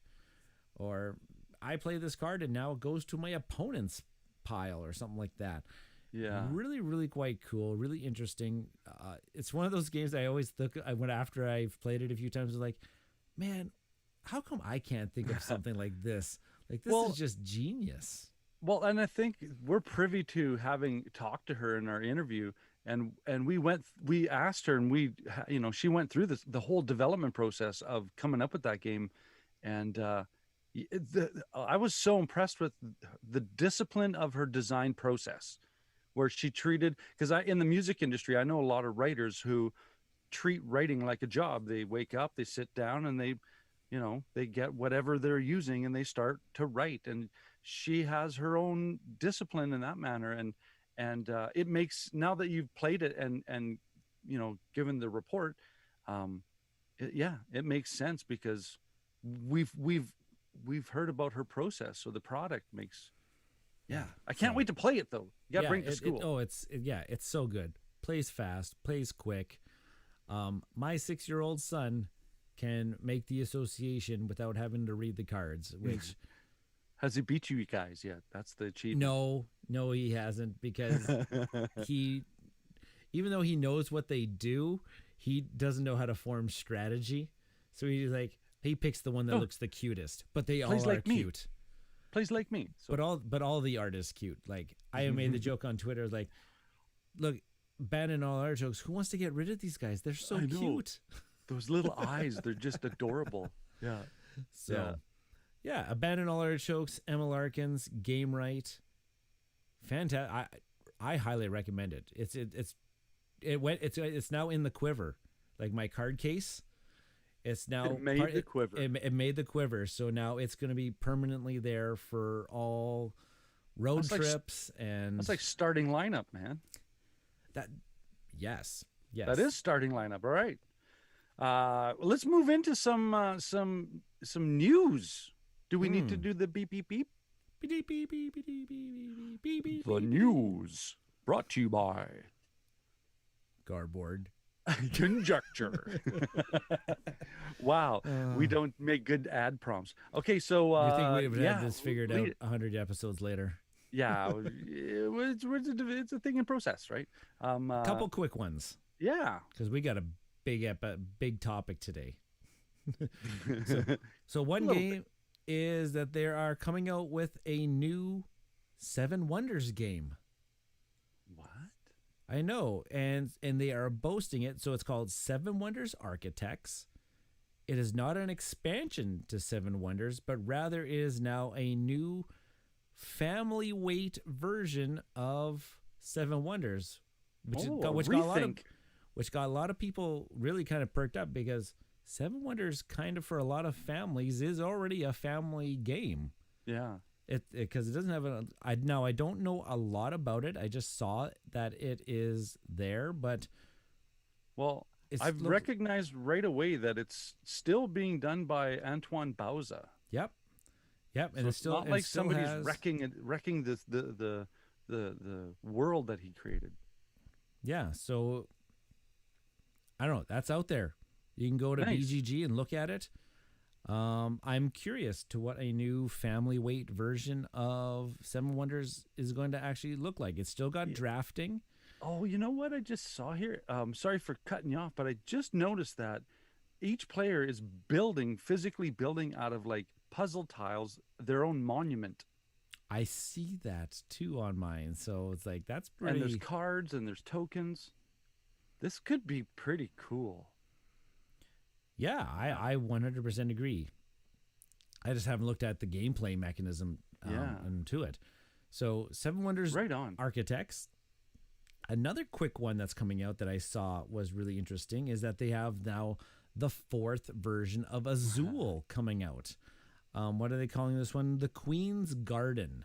Mm-hmm. I thought it was going to be Azul Queen's Gambit, but that got erased right off the bat. I think there's some licensing on that. Yeah, so the Queen's Garden, and it looks like we're drafting hex tokens or hex tiles to fill up areas in this case. So I'm assuming it's going to have a lot of that exact same Azul feel of filling up areas to score your points, and you're drafting them from central locations and stuff like that. This one, when I look at the pictures, this one looks like this one could be one of the more complex Azul games. I'm looking at some of the pictures and I have no idea what's going on. Well, Usually and I've only played the first one, so I'm not the person to weigh in on this, but it looks, I mean, as far as what I remember from the first one, this busier board. This looks like more layers of choices too. Yeah, so I'm always game. I haven't played the second one. I didn't play the stained glass one, but I did play Summer Pavilion with Dave, Shay, and Mel from Board on the Air, and I really enjoyed that version. The Summer Pavilion version was really, really good. So I'm interested to see what this one has to offer. Right on. So Queen's Garden, Azul. I'm really pumped about this last one. Go ahead, man. Yeah, because I've heard you gush about Calico. I've heard you pump up good things about Cascadia. Yeah. And now the team that brought you Calico and Cascadia, Flat Out Games, has on Kickstarter, at the time of this recording, for the next 37 days. This is a long Kickstarter campaign. Yeah. But Verdant, am I saying that right? Verdant? Yeah, I think so. Yeah, so on Kickstarter, and I don't know anything about it other than it's that the team that brought us a couple games that you really enjoy. Mm-hmm. And they've mentioned on Twitter that if you, Norm, enjoy both Calico and Cascadia, that you are most likely going to find those formulas in this game as well. And you're probably going to really enjoy it. It looks like it's like a lot of things to do with plants and planting these plants. We on Twitter kind of went back and forth. They had we had posted, that Concordia was discussed, and I think I had said in there, their approach reminds me of how Rosenberg took his patchwork kind of proof of concept and went, okay, let's apply this now to all these other kind of ideas or themes with more architecture around it. And when they responded in Twitter, they said, yeah, that's kind of what we're going for here. So the Calico core DNA is such a great abstract game. Then Cascadia adds another, kind of dimensional approach to it with a little bit more a mechanism layering. And that one was even cooler. So and it looks like that same whole kind of market of one element matched with, there's like, it looks like house plants, and then matched with items, and then possibly matched with rooms of a house. So yeah, color me intrigued here. Oh, and I'm also noticing too that there looks like to be a sunrise and a sunset. Right. 2 sets of cards. So yeah. Cool. Yeah. And the price points got me very intrigued. $29 is getting you this game, which I'm okay with that. I might actually get in on this Kickstarter because that might mean I hope in the pledge manager that I can also add on some Kickstarter versions of Calico and Cascadia, because I think I just need to have them. I just did something that you usually do. Did you back it live? I just clicked back this project. This is real time. I had to. This is real time junkie behavior here. No, this is well thought, well researched, calculated decision making, and a little bit of a itchy trigger finger. So This click, is click, awesome. click. Click, click, click. Go there. You've got another. Probably by the time this episode releases, there's probably only about like 20 some episodes, or sorry, 20 some days. Mm-hmm. But that's still a lot of days to back this. Right They're using this as a pre-order pretty much. Yeah. At this point, and so. I mean, like you said, we just pointed out, excellent track record so far. Great track record. Cool. Well, let's use that as a transition point and right. sip. You don't have anything, anything to drink or anything? I don't need any. I'm good. Holy moly, must be. I'm a teacher. I'm a teacher. Yeah. Cold coffee. Where's my cold coffee? Speaking of cold coffee, here we go. And coming back in. And welcome. This is Cardboard Conjecture. And man, Ryan, I don't know how we got here, but topic is our 100th episode. How do you feel about that? This is very surreal for me. Because I don't know how many people listening to this have actually listened to us from the very beginning. Because those very first tracks, man, was that raw audio. When we used to set up the microphones in the back of my classroom, when it was prep time, when we were supposed to be doing prep time, and we just set up. Well, we did it at lunchtime. And before schools. We did some before schools too. Or when we had to try to find some noise reduction areas of the school. Yeah. Because recording with a open area condenser mic in a large classroom doesn't have that. And like I had a classroom, mic sound. And there's a classroom above mine, and they would riffle the desks across the floor. And it was like guerrilla filmmaking, man. But grab a couple microphones, plug them into a computer, and just start talking just one day. Well, and it was, I mean, that you know me well enough now. It's like, okay, it's a great idea, but there's just that initiative, and so for me, it was like, we just have to start. We just have to start, and then we're gonna make mistakes, and we're gonna suck. And, So if you go back and you listen to those and they're all available on Podbean.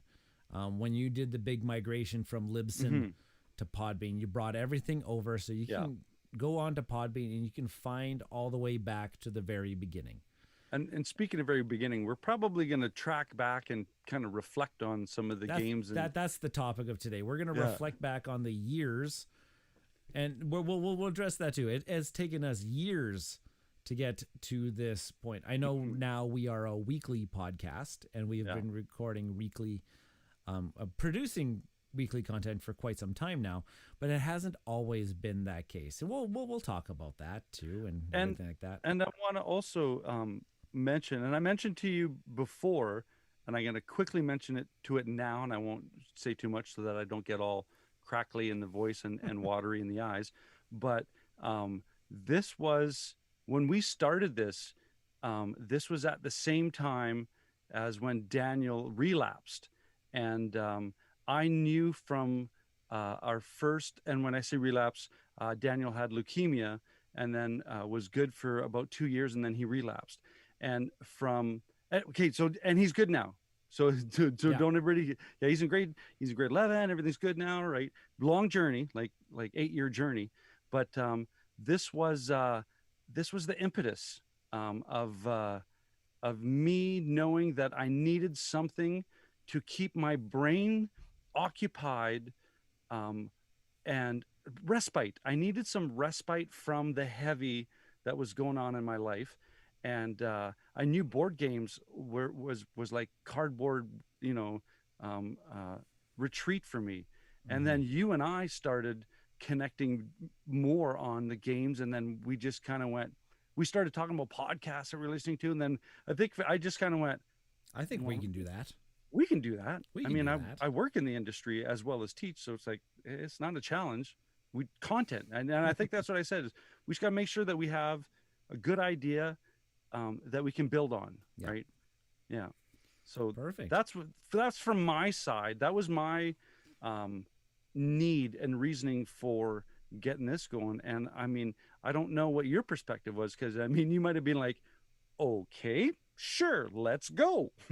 I think you nailed it on the head, because I was just like, I think we can do this. How hard is it just to plug a microphone into a computer and just spew out information and your thoughts? And then hopefully somebody out there might like it. And if no one likes it, I don't care.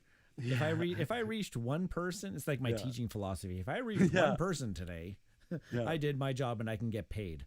Well, and you just provided a good point too, is we're both teachers. So it's not like we're unfamiliar with that whole sage on the stage kind of thing, right? And from our point of view, when we talk about something in class, we're researched and we're educated on it. And I think that was our approach too when we came to, you know, talking about certain games, is that we want, I mean, Cardboard Conjecture, that's kind of our tongue in cheek of going, you know, it's like, hey, here's our 2 bits. But from our professional background, our 2 cents worth is pretty. Well, that's where Cardboard Conjecture really deep initially came from. Was we would play only a game maybe a couple times, and then we would want to record our thoughts about it. Yeah, that's kind of like when they're like, this was our conjecture about it. These are like the initial impressions type thing. And that is still true most part to today in some of our reviews. And we're going to find out when we go through all these games that it's like, and I think I love the example that I gave you, but like all these games in the beginning that we liked and we're like, oh yeah, top shelf game, or, you know, and now it's like, oh man, I haven't played that. And I said, yeah, when Friends came out, I liked the show.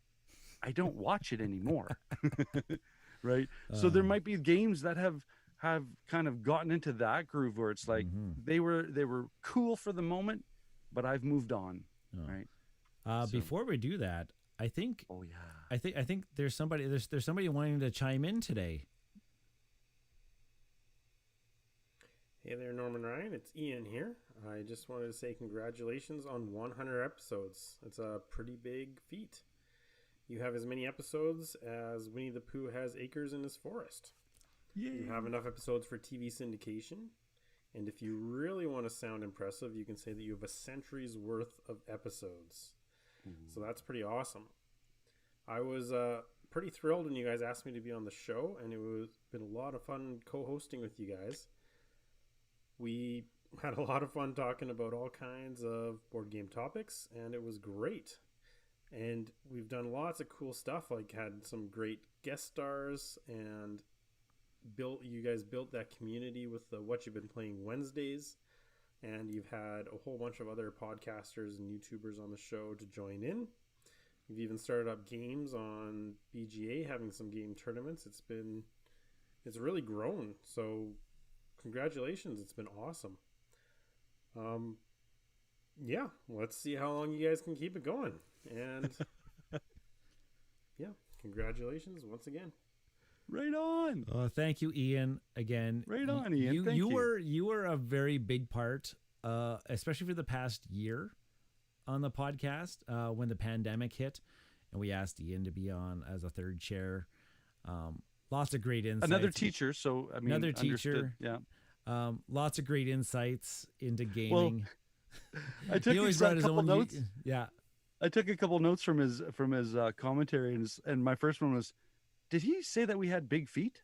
I'm not sure. So, what? But no, he said it was a very big feat. That, and I'm like, we got big feet. No, we don't. But yeah, the guests that we had, I'm super proud of the fact. Like I wrote 2 down right away, Rob Davio and Corey Kineska. Like, yeah, we started. It was one of those things. Yeah, it was one of those things. It's like, what's the worst they can say? No. So I threw it out there. Just like you said, Emma Larkins was in on the show. We just mentioned that. I remember I got the interview. You've talked to Shen Fun Lim and Jay Cormier. Shen and Jay. We talked to Travis Jones when he was releasing Pendulum for Stonemeyer Games. We had lots of great guests, and we've also had lots of guests from the community that we have built, and the community that is around Canada and other podcasting sites. Like Rob from the Meeple Dungeon has been on a few times. David and Shay from Board on the Air. They've been on a few times for our show. Aaron from Boards Alive was one of our first guests on the show. Yeah. And Joe Salin, which we have to give a shout out on 100 episodes to Joe. He was kind of like a big influence for you, especially when we first were getting into the podcast scene. He had a podcast, him and, oh my gosh, Andrew Dennison, right? Yep. And who's Trent Ham. Great podcast. The Good, the Bored, and the Ugly. Always enjoyed what they had to say. That was a big reason for us getting going. They were on I was on Joe's show once, and he came on and talked to us at one of our Cardboard in the Classroom episodes. Yeah. It was great. Fantastic. Yeah. Let's bounce back to earlier episodes. I've got the list up here, and I'm going to throw some at you and see what you respond. So our first episode, okay, and we recorded short to begin with. It was just this kind of, okay, let's just get going, and then it'll just grow. Yeah. Guilds of London and Snowdonia.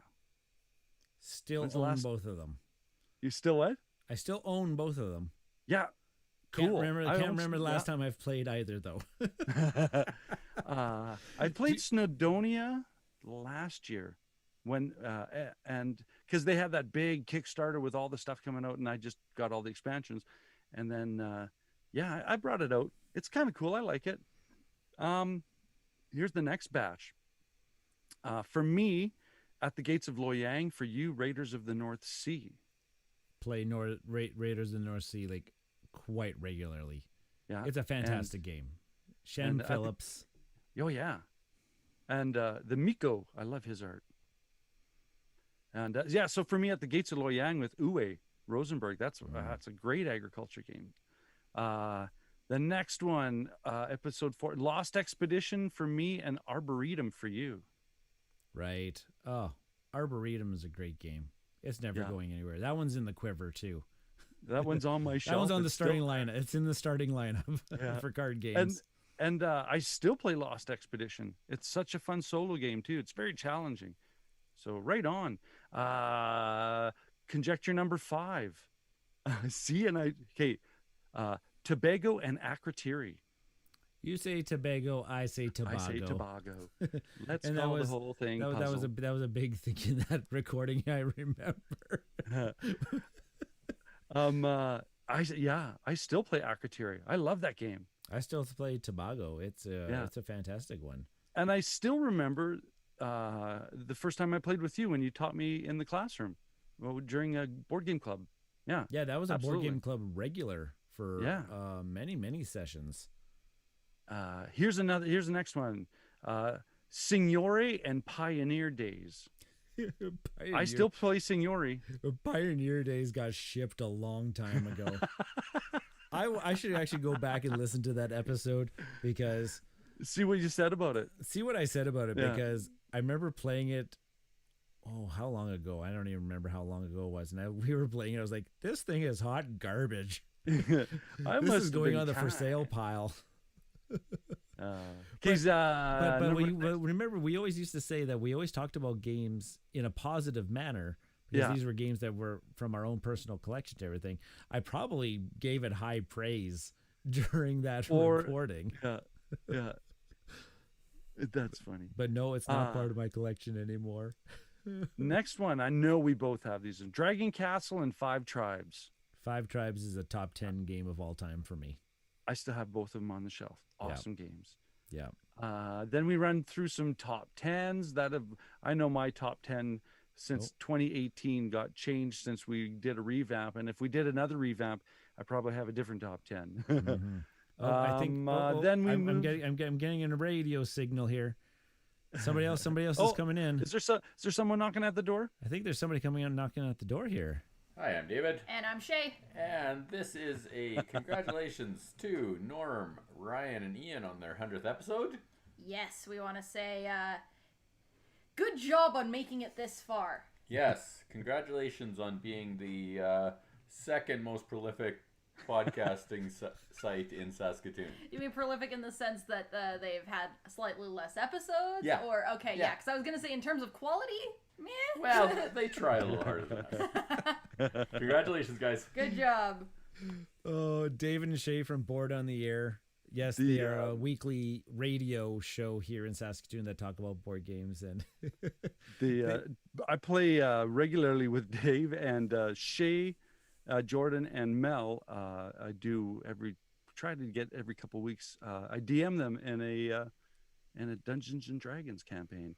But I think the most important thing to work on here is Dave's pronunciation of whatcha.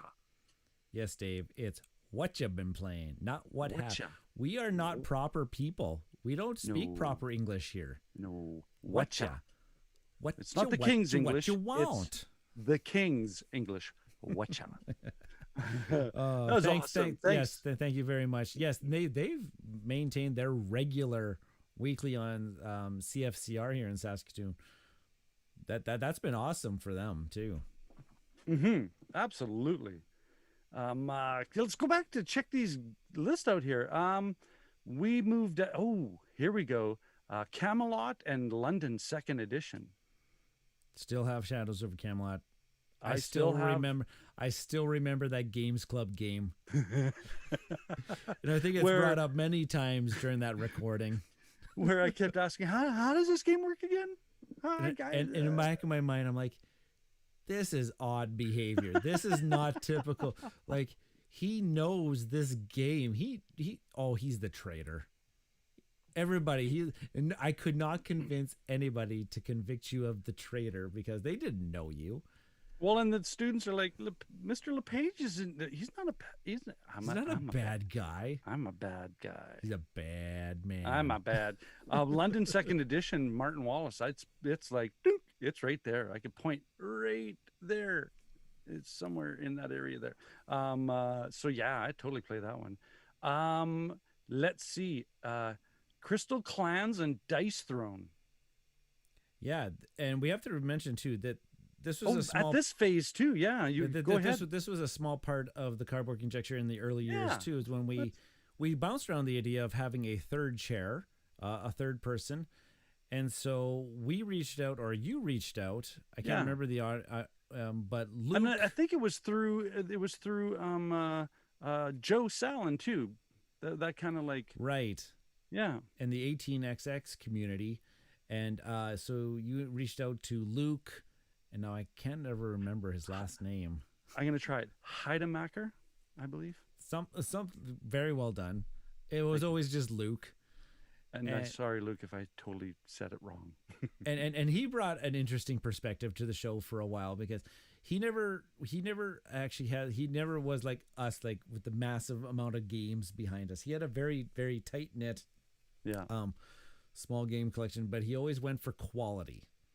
And he had amazing perspectives that he liked to share with us. He liked his really heavy, deep stuff. Yeah. So this is that time.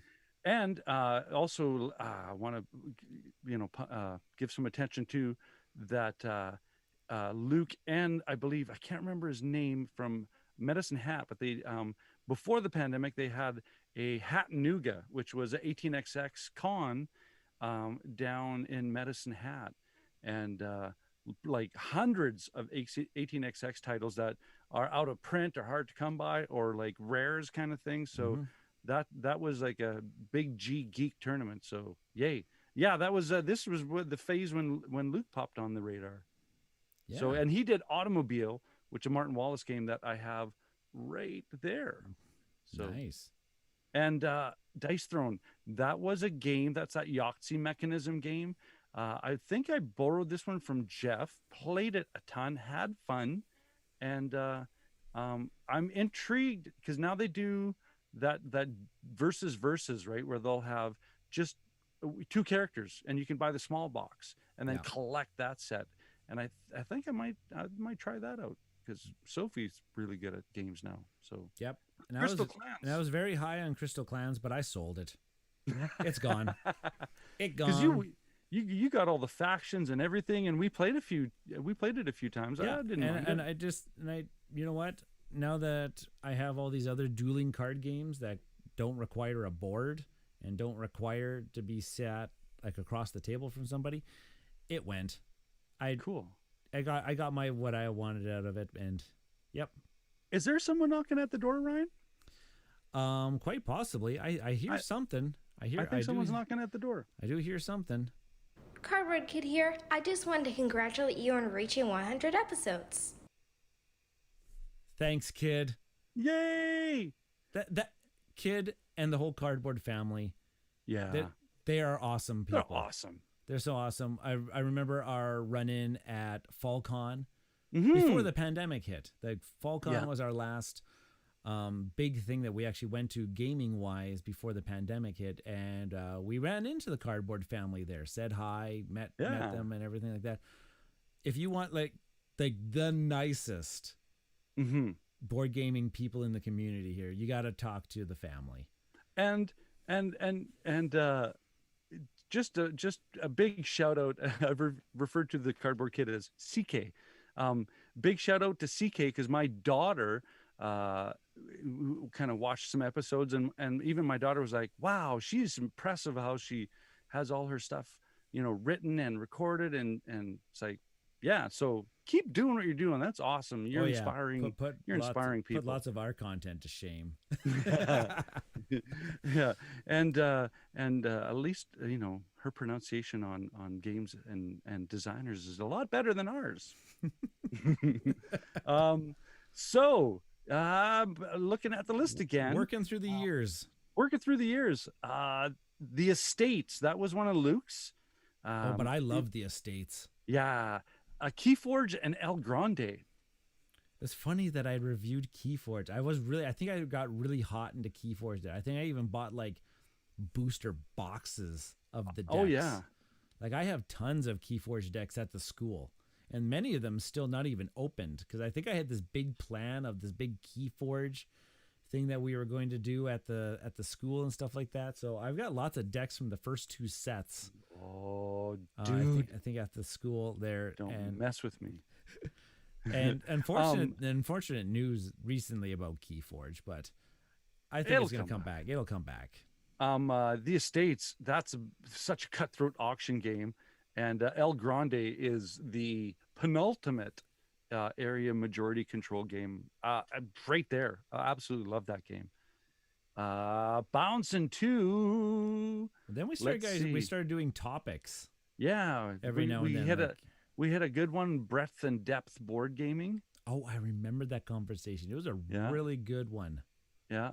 That was kind of definitive of what you just described as our collection and Luke's collection, right? Yes. And then this is the first blip on the radar of Ian when this was about when I think we were in Philadelphia doing a lot of Daniel's pre-bone marrow transplant procedures at the Children's Hospital of Philadelphia. Yes, you were traveling, and I said, hey, Ian, do you want to just come on and just talk? We need to fill out an episode here. Yeah. Just come in. He came into my basement. I need someone to cover me. Yeah, he came into our basement, and he reviewed Container, the 10th anniversary edition, and I talked about and gushed over Star Wars Rebellion, because that was a game that Ian and I both played quite regularly. And then I think that was our first, just because, you were gone to Philadelphia for an extended period of time. We tried to get some recordings in. I remember those. Don't get teary-eyed on me. I'll get teary. But some of those nights when you would just grab the laptop and go into the bathroom, and of where he was being his hospital room. Yeah, and trying to get the recording in. And you get this massive reverb off the walls. Oh yeah, it's like, don't ever record in a porcelain chamber. And I just remember the internet connection being so bad. Oh yeah, well, and it was one of those things where it's like, okay, we got to do it a little later on when the Wi-Fi usage in the hospital was a little lower. And I'm just talking about Daniel, because he was a streaming junkie. But yeah, that's when that was one of those moments where I had to focus. And so yes, thanks so much for Yep, and take for care of the family. Ian We jumping in. Yeah. and we had no problems. We took a bit of a break there, and it was Well, that- okay. yeah. It was fine. We weren't huge podcast stars like we No, are no. now. Oh yeah, we're so big now. Our one listener that's listening to us right now online. Let's see. Moving on. Luke did John Company, and I did Hogwarts, Harry Potter Hogwarts Battle, and you did Coimbra. Oh, And I still have Hogwarts Battle. actually, we just played Coimbra just the other month, like quite a few weeks ago. But we did just play it, and that's one of the Italian trios games. This was a Virgio. Oh yeah, that's right. G League game, and yeah, yep, so good. I really enjoyed that one. Do you hear something? I hear something. Oh, I think it's gonna get ridiculous in here. Oh no. Hey, It's Matt and getting Johnny here for Friday Night Games. I want to give a big congrats to Bridge City Board Gamers on their 100th episode. Yeah, congratulations. And to celebrate, we're going to give our top 100 games. No, 1,000. 1,000 games, yeah. So coming in at 1,000, we got Catan the card game. Nice. And at number 999, Pathfinder the card game. Well, thanks everyone for listening. I'm glad that Ian, Ryan, and Norm didn't cut out anything. Oh, man. Number one was their favorite board game. It just blew my mind. Number one was amazing. I'm so glad they kept in all 1,000 games that we listed and, didn't cut it down to like a second or anything. Yeah, congratulations. On 100 episodes with 1,000 board games that we just listed. So you guys deserve it. Yes, congrats. Oh, Those guys are that's awesome. Hey, and did you like the part at 500 where they promised to pay our plane tickets out to Ontario?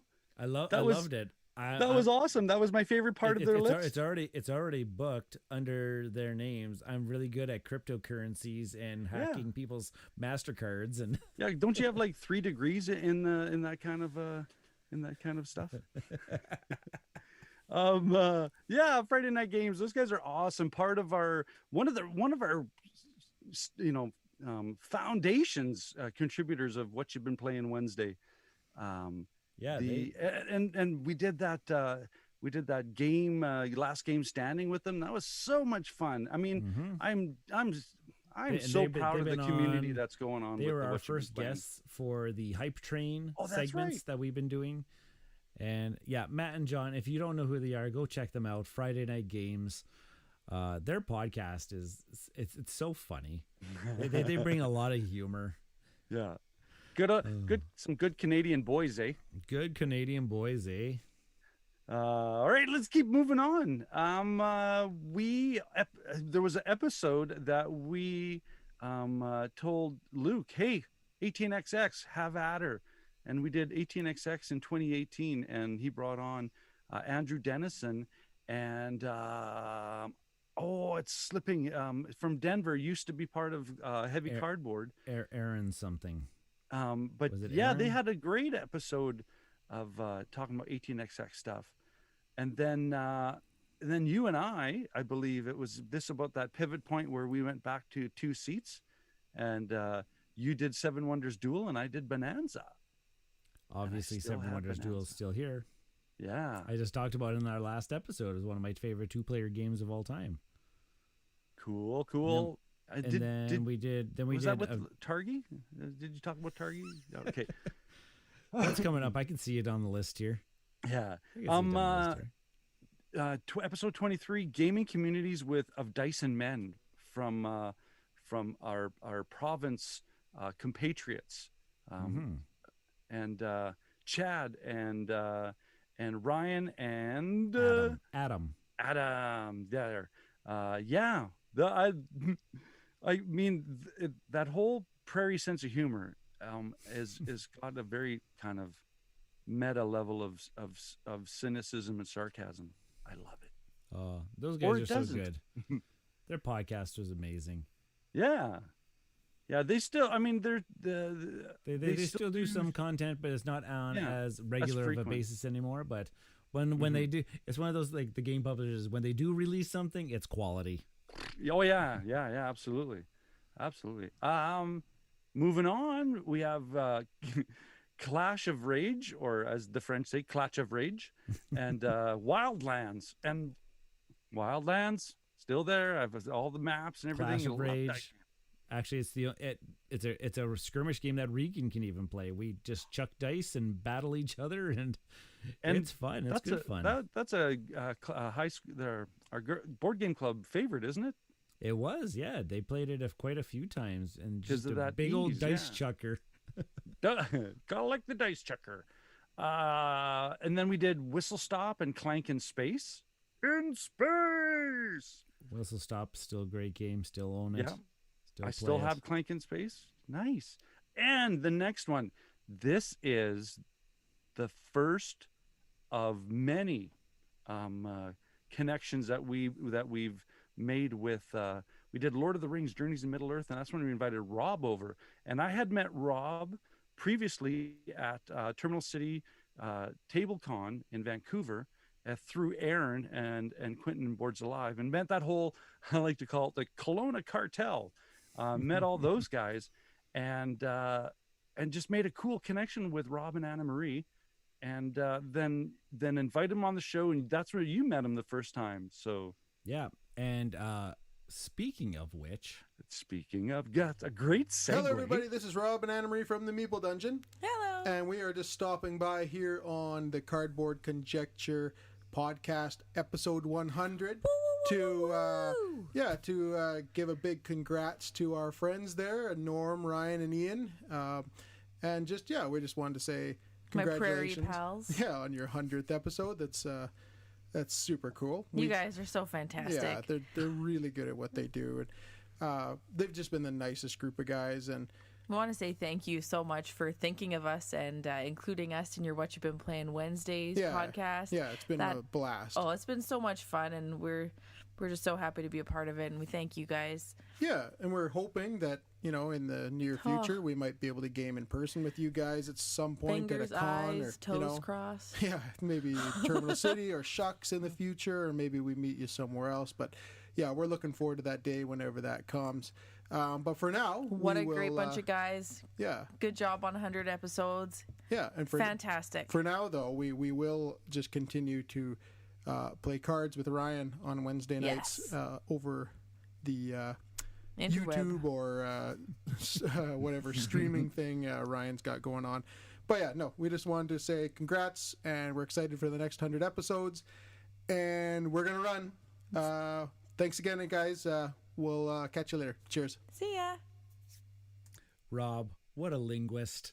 Those guys are awesome. I love those two guys. I love them. Yeah, and just ever since that Journeys in Middle Earth, Rob and I really connected over our love of Fantasy Flight games and other things. And then he just mentioned that he loved these card games, and I like card games, and so that's how we started doing our regular Wednesdays. It's like Step Brothers, Will Ferrell. Did we just become best I like friends? that too. Did we just become best friends? Yup. Yup. I think Want we to do did. karate in the garage? Yup. And no jokes aside, that's kind of what I watched. Was like, okay, this is getting real weird. No, it's awesome. Though, I mean, absolutely everything they said back. I mean, reciprocated. Yeah, absolutely. And we really hope you folks, Robin and Mary, I hope you guys get to 100 episodes. You're well on your way with a really solid podcast, the Meeple Dungeon podcast. They've got 5 episodes of real good quality content, really good discussions between them and everything. So I'm really rooting for you guys. And they have a spotless record on the What You've Been Playing Wednesday contributions. Single, how many episodes? 37 and 37, going. and they have not missed one What You've Been Playing Wednesday. They have a better track record than me. I can't believe I haven't fallen over yet. That's 2 podcasts a week. Give it to me, Red Bull. All right. Okay, let's keep going here. Yeah, La Granja we're and gonna have to Underwater pick. Cities. We're gonna have to pick this up if you want to go through Pick every it up. single game. So La Granja Underwater Cities, yes and yes. Yep. Yeah. Then we did Tiny Towns and Deep Blue. I still have Tiny Towns. Oh, Deep Blue got shipped. What was I even thinking with that? Oh my gosh. What a piece of garbage. but it was Days of Wonder, right? They're usually we're just coming off the high of FalCon. I got the junkie vein pumping saying we played a pre-release or something, right? Yeah. Okay. These next two I know. Euphoria and Wingspan. First I gotta mention on Podbean there, what happened to episode 30? I know. Missing. There's an episode that disappeared, and I mean, doesn't every podcast have like the missing episode? Yeah, missing. I noticed that. I don't even know what we would have talked about way back when. Maybe this is actually episode 99. Scandalous. Oh. Or it could be like all the people. Well, no, it's not 2000. It's 2001 already. So that's really good. But yeah, Euphoria, Wingspan. Yeah, got it. We talked about expansions. Then this is about when the pandemic hit. This is about because this is where Ian now has become a regular host.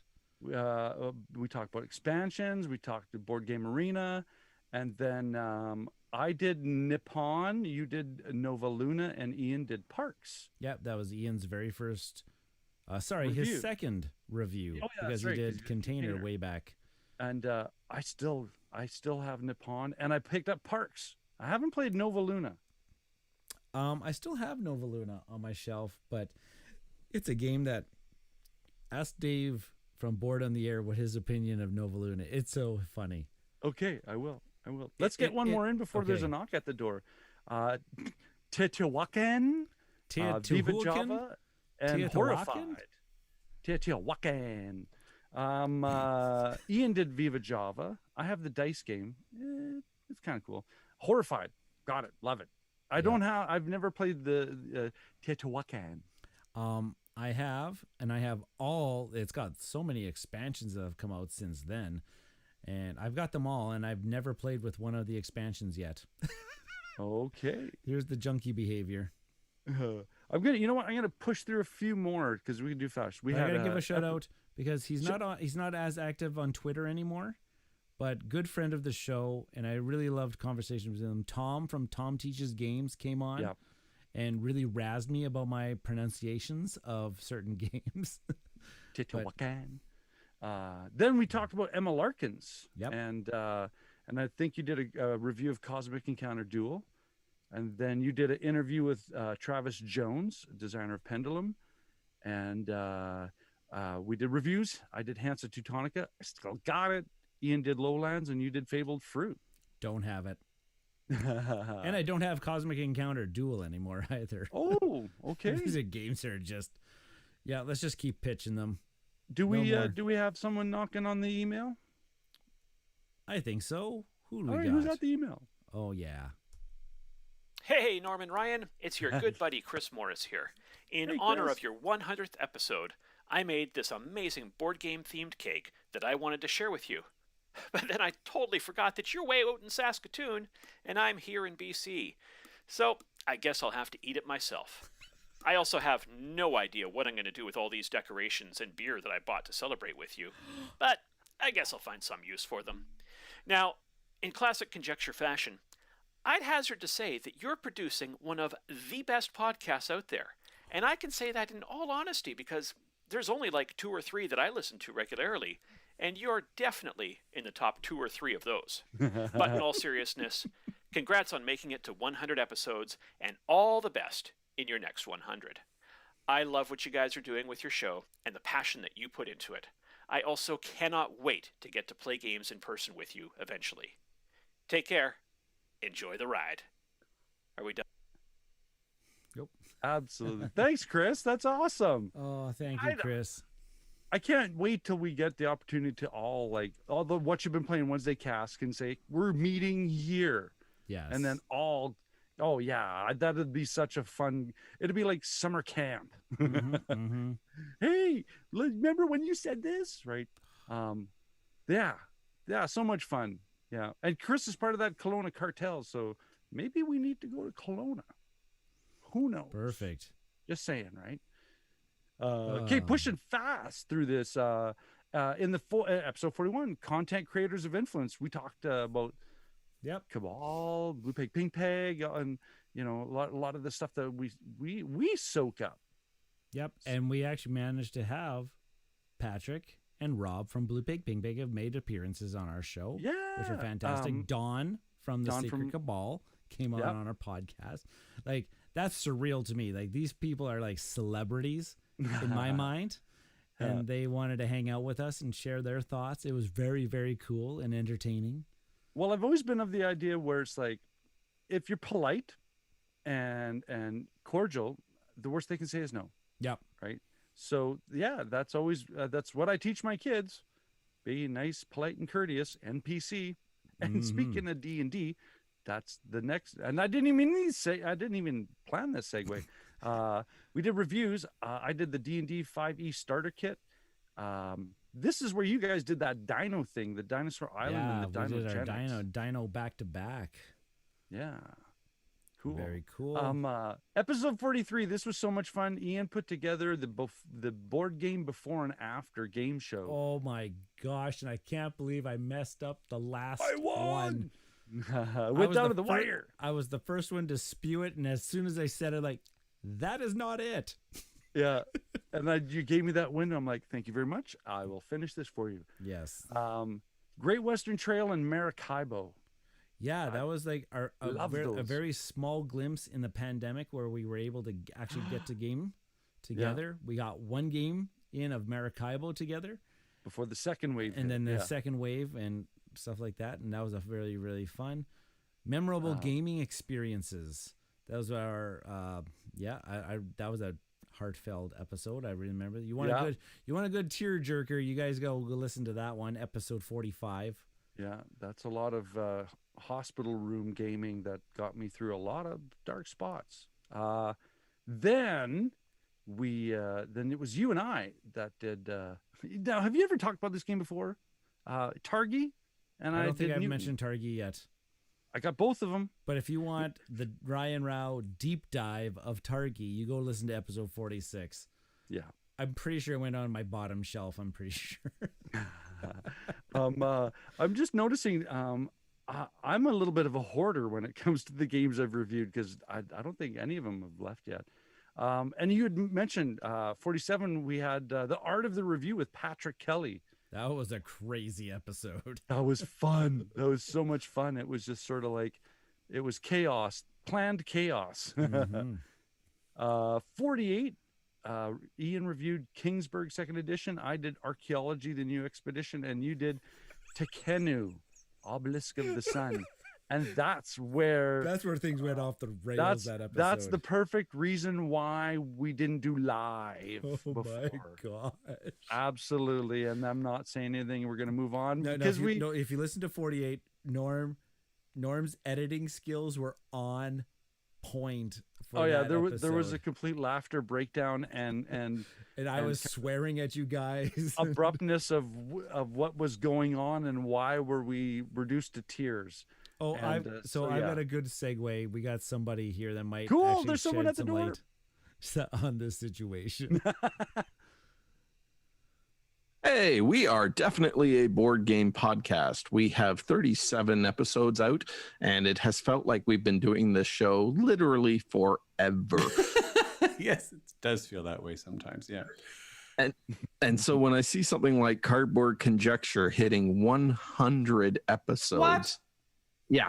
Oh, man. Yeah. Norm, Ryan, and Ian have done 100 episodes. They have not killed each other yet. No? Oh, good for you guys. As far as I know, they're still friends. Yeah. You and I are barely making it to 37 without...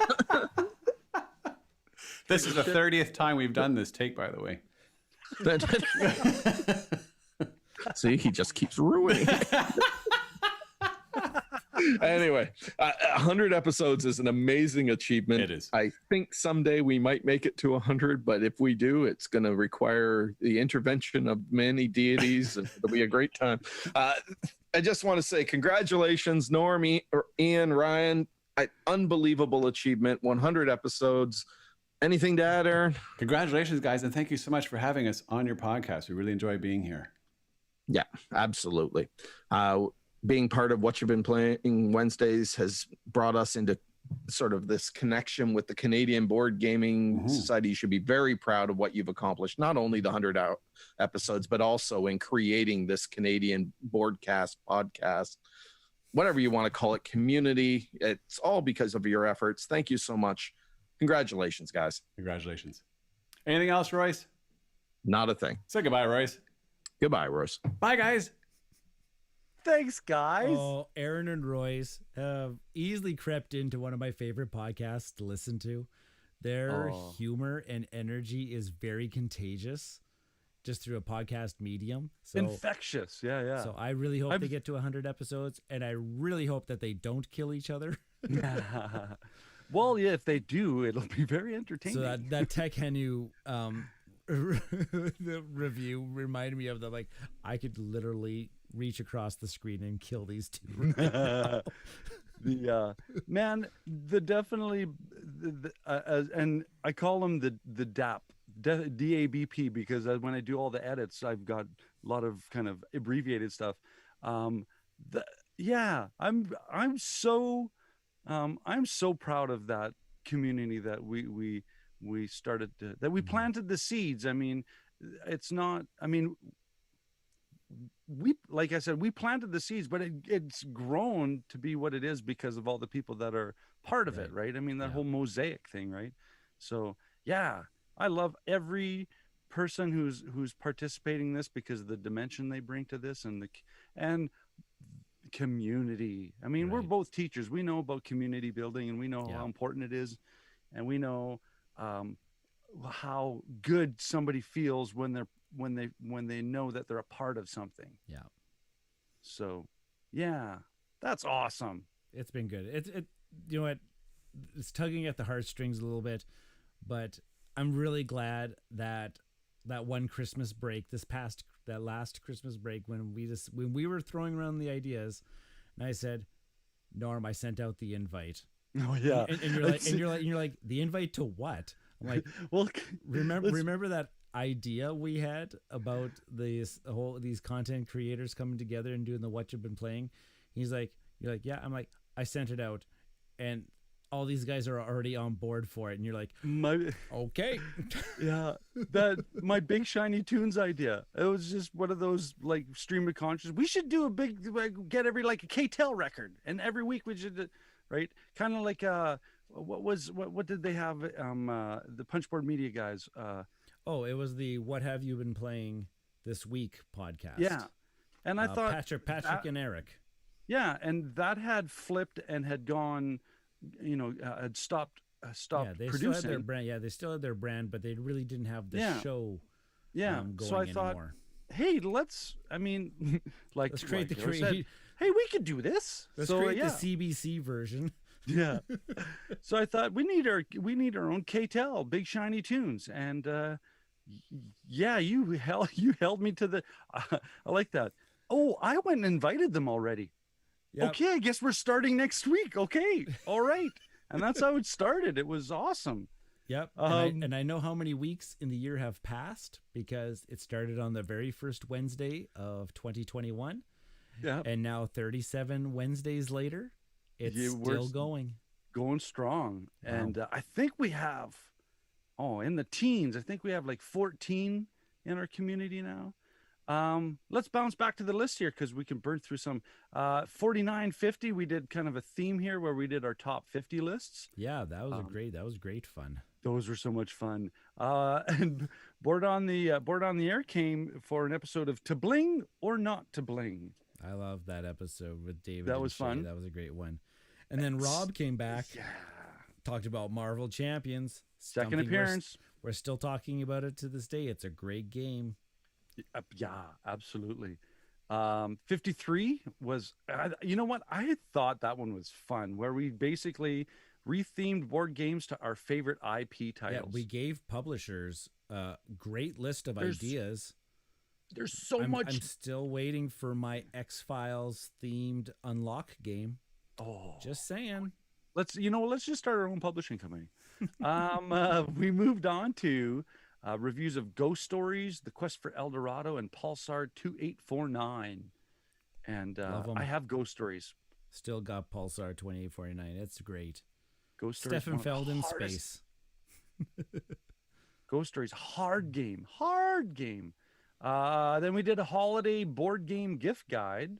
First time we ever tried one of those. It went really well. It was fun. Then we did games we want to play. Oh yeah, this was games we want to play from each other's collection. This was heart of pandemic mode now. Yeah. We're really scrapping for ideas. And this is kind of before everybody just resigned to the fact that it's like, okay, I got to figure out how to game during the pandemic, right? Yep. And we're still kind of, oh no, I don't want to completely commit to solo games. Yep. I like the underrated and undervalued games. That was pretty cool. That was a great one. Yeah. Favorite artists. Yeah. That was a great talk. And this was reviews of Pandemic, Fall of Rome, during the pandemic, and then Lost Ruins of Arnak and Vegas Showdown. I have Lost Ruins. I'm still gushing over Arnak, and it's got an expansion coming out. I haven't even played the solo mode on their website. They have the website solo stuff for that game, which is, I'm hearing is quite top notch.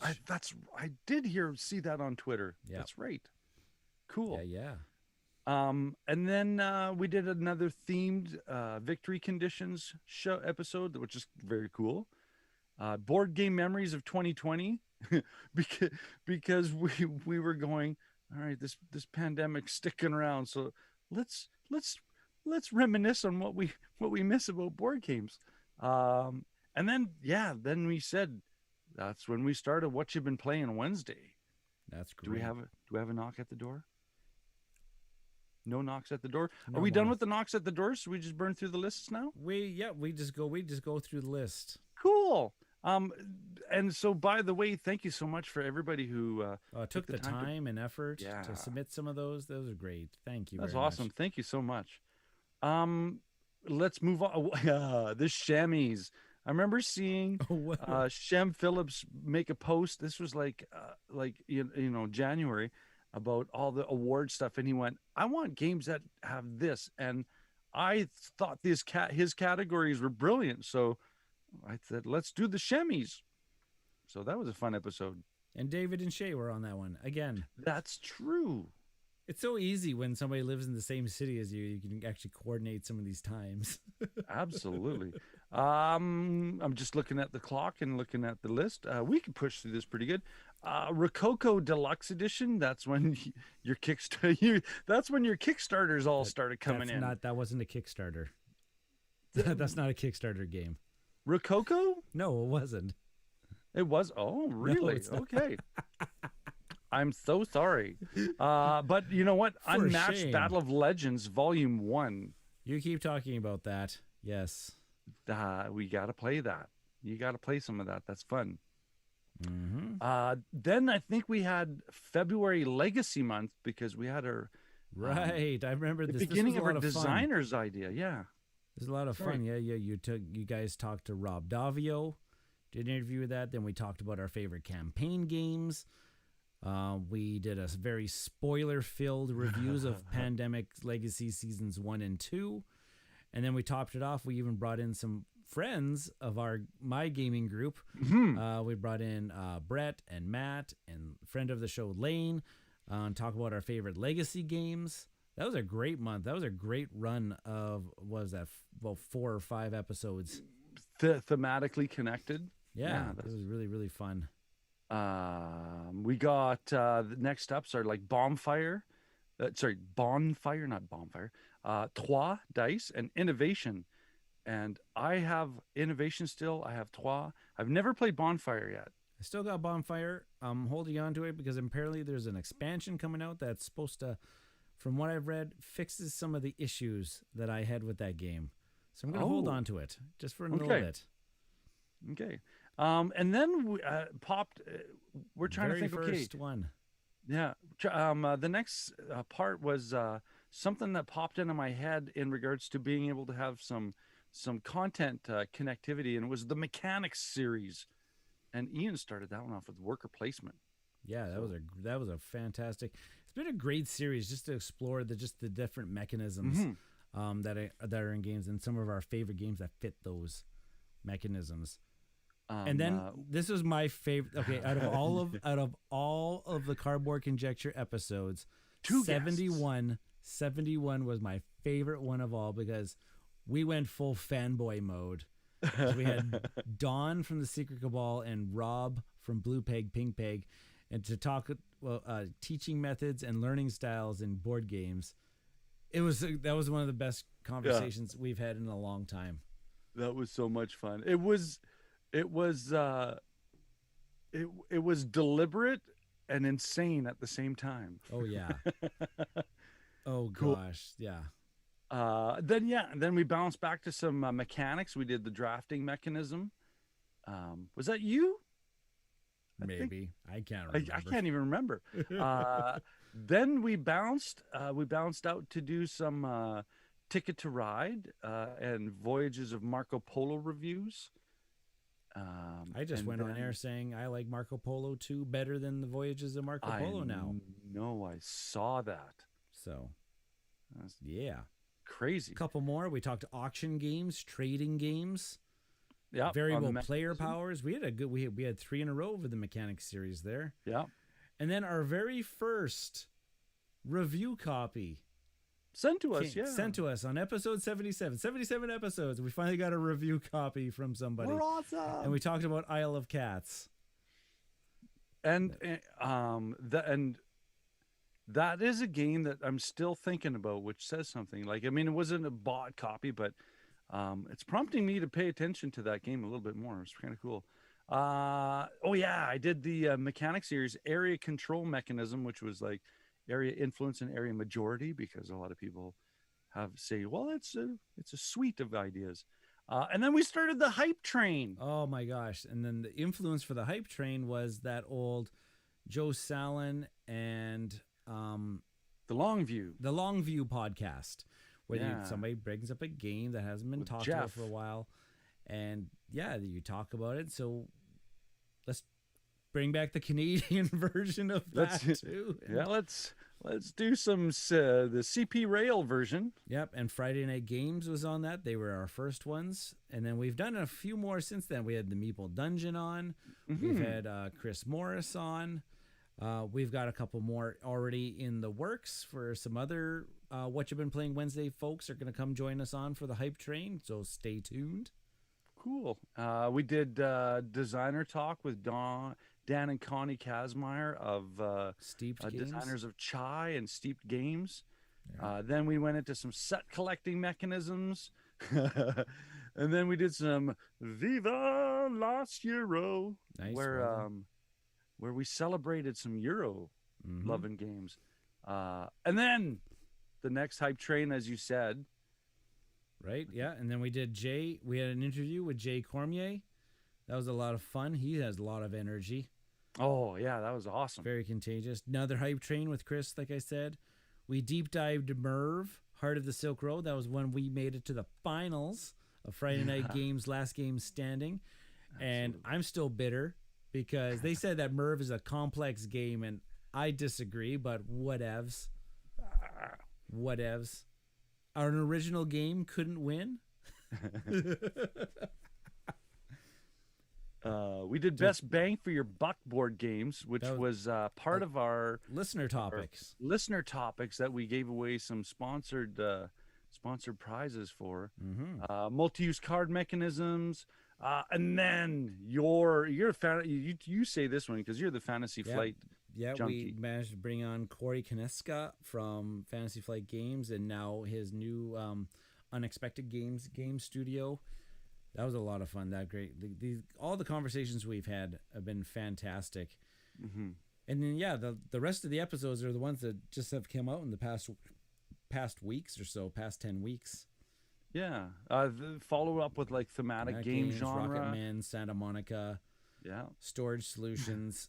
The Storage Solutions episode. I still got thoughts and you guys didn't let me finish. Yeah. And then this was the point where Ian stepped down. And he, well, and with what I've, like, Ian's good friends with you, but what I've seen from Ian is he has a passion for board games, but his greater passion is film and movies. And I've since started listening to the podcast that he started about cinema, and it's awesome. Yeah, awesome. It was Cinema in Seconds, I think it's called. The podcast, so definitely look at.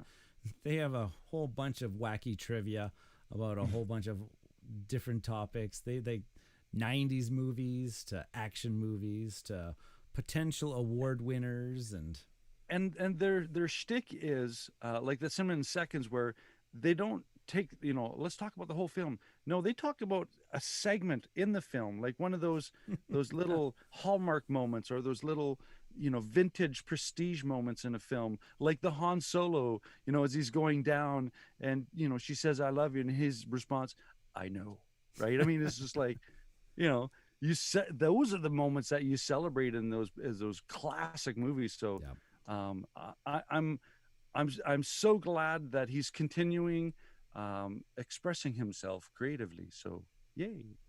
And he'll be back. And he'll every be now and then. He'll be back. He'll be back. So yeah, we did. I want to do another game show. I'm trying to get in talks with him that we'll do another game show. Yeah. Then we did another listener suggested topic, the 5 game collection. That was Jeff's, I believe. Yeah. Jeff McNary from here in Bridge City. That was a hard one. That was. Don't make me ever do that again. Oh, that was like mental triage. This one, 96. As a Canadian, this was so hard to say not positive things about things, because we did the good, the bad, and the ugly. That was not hard. Those were butt ugly. That was not hard to do at all. Oh, I just might not have a soul. I still feel guilty a little bit. I still feel bad. So sorry. You ain't got no alibi. You ugly. You ugly. And then entry-level board games, and then a review of Ashes, Reborn, and Pavlov's House. And I'm so fired up because the Pavlov's House, when we do the tweets and then we tag the designers and everything, Dave Thornton went and listened to it and responded back and said that was a great review, and it's like, yay! Somebody went and listened to it on purpose. Affirmation. Perfect. Yeah. So Norm, where do we go from here? We keep doing it. Just keep going. Just keep doing it until we get bored, and then when we're bored, then we'll just have a coffee, and then we'll keep doing it. Oh. Because I don't think I'm going to get bored of board games, and I don't think I'm ever going to get bored of talking about it, and I'm never going to get bored of being like a tech geek. Yeah. Yep. So, especially this past little bit, I've gotten really busy and being featured and doing lots of other different shows. Like I'm doing the Wednesday night streams. Yeah. Rob. Yeah. It's fantastic. And also Rob and then Jason from Dice and Dragons, another contributor to What You've Been Playing Wednesdays. We're doing that YouTube series where we're talking about Kickstarter projects. Yeah, you're being a great ambassador. Yeah, I know. I'm getting burnt out. I'm going to have to say no to something. You won't. No, I won't, because that Kickstarter showed we don't do that like on a regular basis. No, it's but when you guys up, do it, it's you come back and it's like, okay, we all said we're not going to back it, but then we ended up backing it. Like, it's a therapy group, isn't it? There's only been one episode where all 3 of us have actually backed it. Have backed backed the thing. There's only been one. Out of 3. No. How many have we had? 3 6? or 4. No, I think we've had like 6. This was like the 6th one. Yeah, you're just trying to make those statistical representations not seem severe. Okay. Right. Yep. 100, man. I'm so thank you That was a good journey. Yeah, thank you for agreeing to, because like you said, I just walked in your classroom and went, all right, let's start talking. I'd be like, okay, what are we talking about? Yeah. So yeah, no, we've come a long way from those classroom desks shuffling above us, trying to cover the microphone so that it doesn't pick it up. Yeah, I think the pandemic has assisted us in fine tuning the process of putting this together. So and folks don't know that I think Norm has to be one of the hardest working podcast people out there for producing 2 shows a week. 2 shows a week for the last 37 weeks. Lots of coffee. Oh gosh, I remember the one tweet one morning. Okay, this is the behind the scenes one. Send me Starbucks credit. You know, that's all. This is the last story. This is the last story before we sign off. But Okay. I just remember the one tweet or the one message you sent one morning where you said you literally passed out at your keyboard one night doing the What You've Been Playing Wednesday, woke up at like 4 o'clock in the morning and hadn't produced the show yet, hadn't went out there. Because a few of them are like, oh, I'm so sorry, I'm gonna get late. And I mean, like a teacher's like, okay, yeah, that's all right. I'll push it and I'll push it. And I think I started working on it at 11. And each episode usually takes me about an hour and 10 minutes, start to finish kind of thing. And I got 3/4 of the way through, and it was like university. I just face planted into my keyboard. And of course, it was like K, F, P, P, P, P, P, P. But thank you for all the behind things that you've done for the past 100 episodes of Cardboard Conjecture and 37 episodes of What You've Been Playing. You're welcome. Oh my gosh, it's been and also getting me into Techlandia. Well, yeah, when you started sending me pictures of, okay, I got a new camera, I got a new when you got your lapel mic, that's what I texted you, went, one of us. I've been waiting for you. Gosh. Yeah. Fantastic. Nice. And you know what? We just have so much more to explore because we're starting to like fiddle around with YouTube as we're doing right now. Yep. And the one thing I told my wife Mel is she's like, oh, you're getting ready? And I'm like, yeah. And she's just looking at me because I'm shaving. And she's like, what are you? I'm like, we're live streaming. I have to shave now. No, so 5 o'clock shadows. So thanks, Ryan. You're making me have to like look, presentable. Watch the last episode of Kickstarter Excesses or Chaos. I had like full beard mode going almost. It was disgusting. This is a good reason to keep it clean. Keep it clean. Any last remarks? I mean, we're running long, but this is 100. We can run long. No, just cheers to another 100, hopefully. And if there's more than one person listening, I'm always going to say thank you, because hopefully you figured it out that we do this because we like doing it. Yeah, we're not here for the fame. Yeah. I don't think I've signed any autographs yet. No. Just in my mind. But that being said, I'm happy, even at 100, to be your host, Norm. And I've been ahead. I lost it. I was gonna just after 100 episodes, he tanks it. Ahead by a century. Oh, there we go. Tragically hip. I'm Ryan. Tragically meeple. Tragically meeple. Take care. Oh, thanks, folks. All right. I'm not going to say anything until we segue out. Oh, yeah. We're stopping. If there's anybody in the chat, I don't think there's anybody in the chat. No. Good night, folks. Good night. Cheers.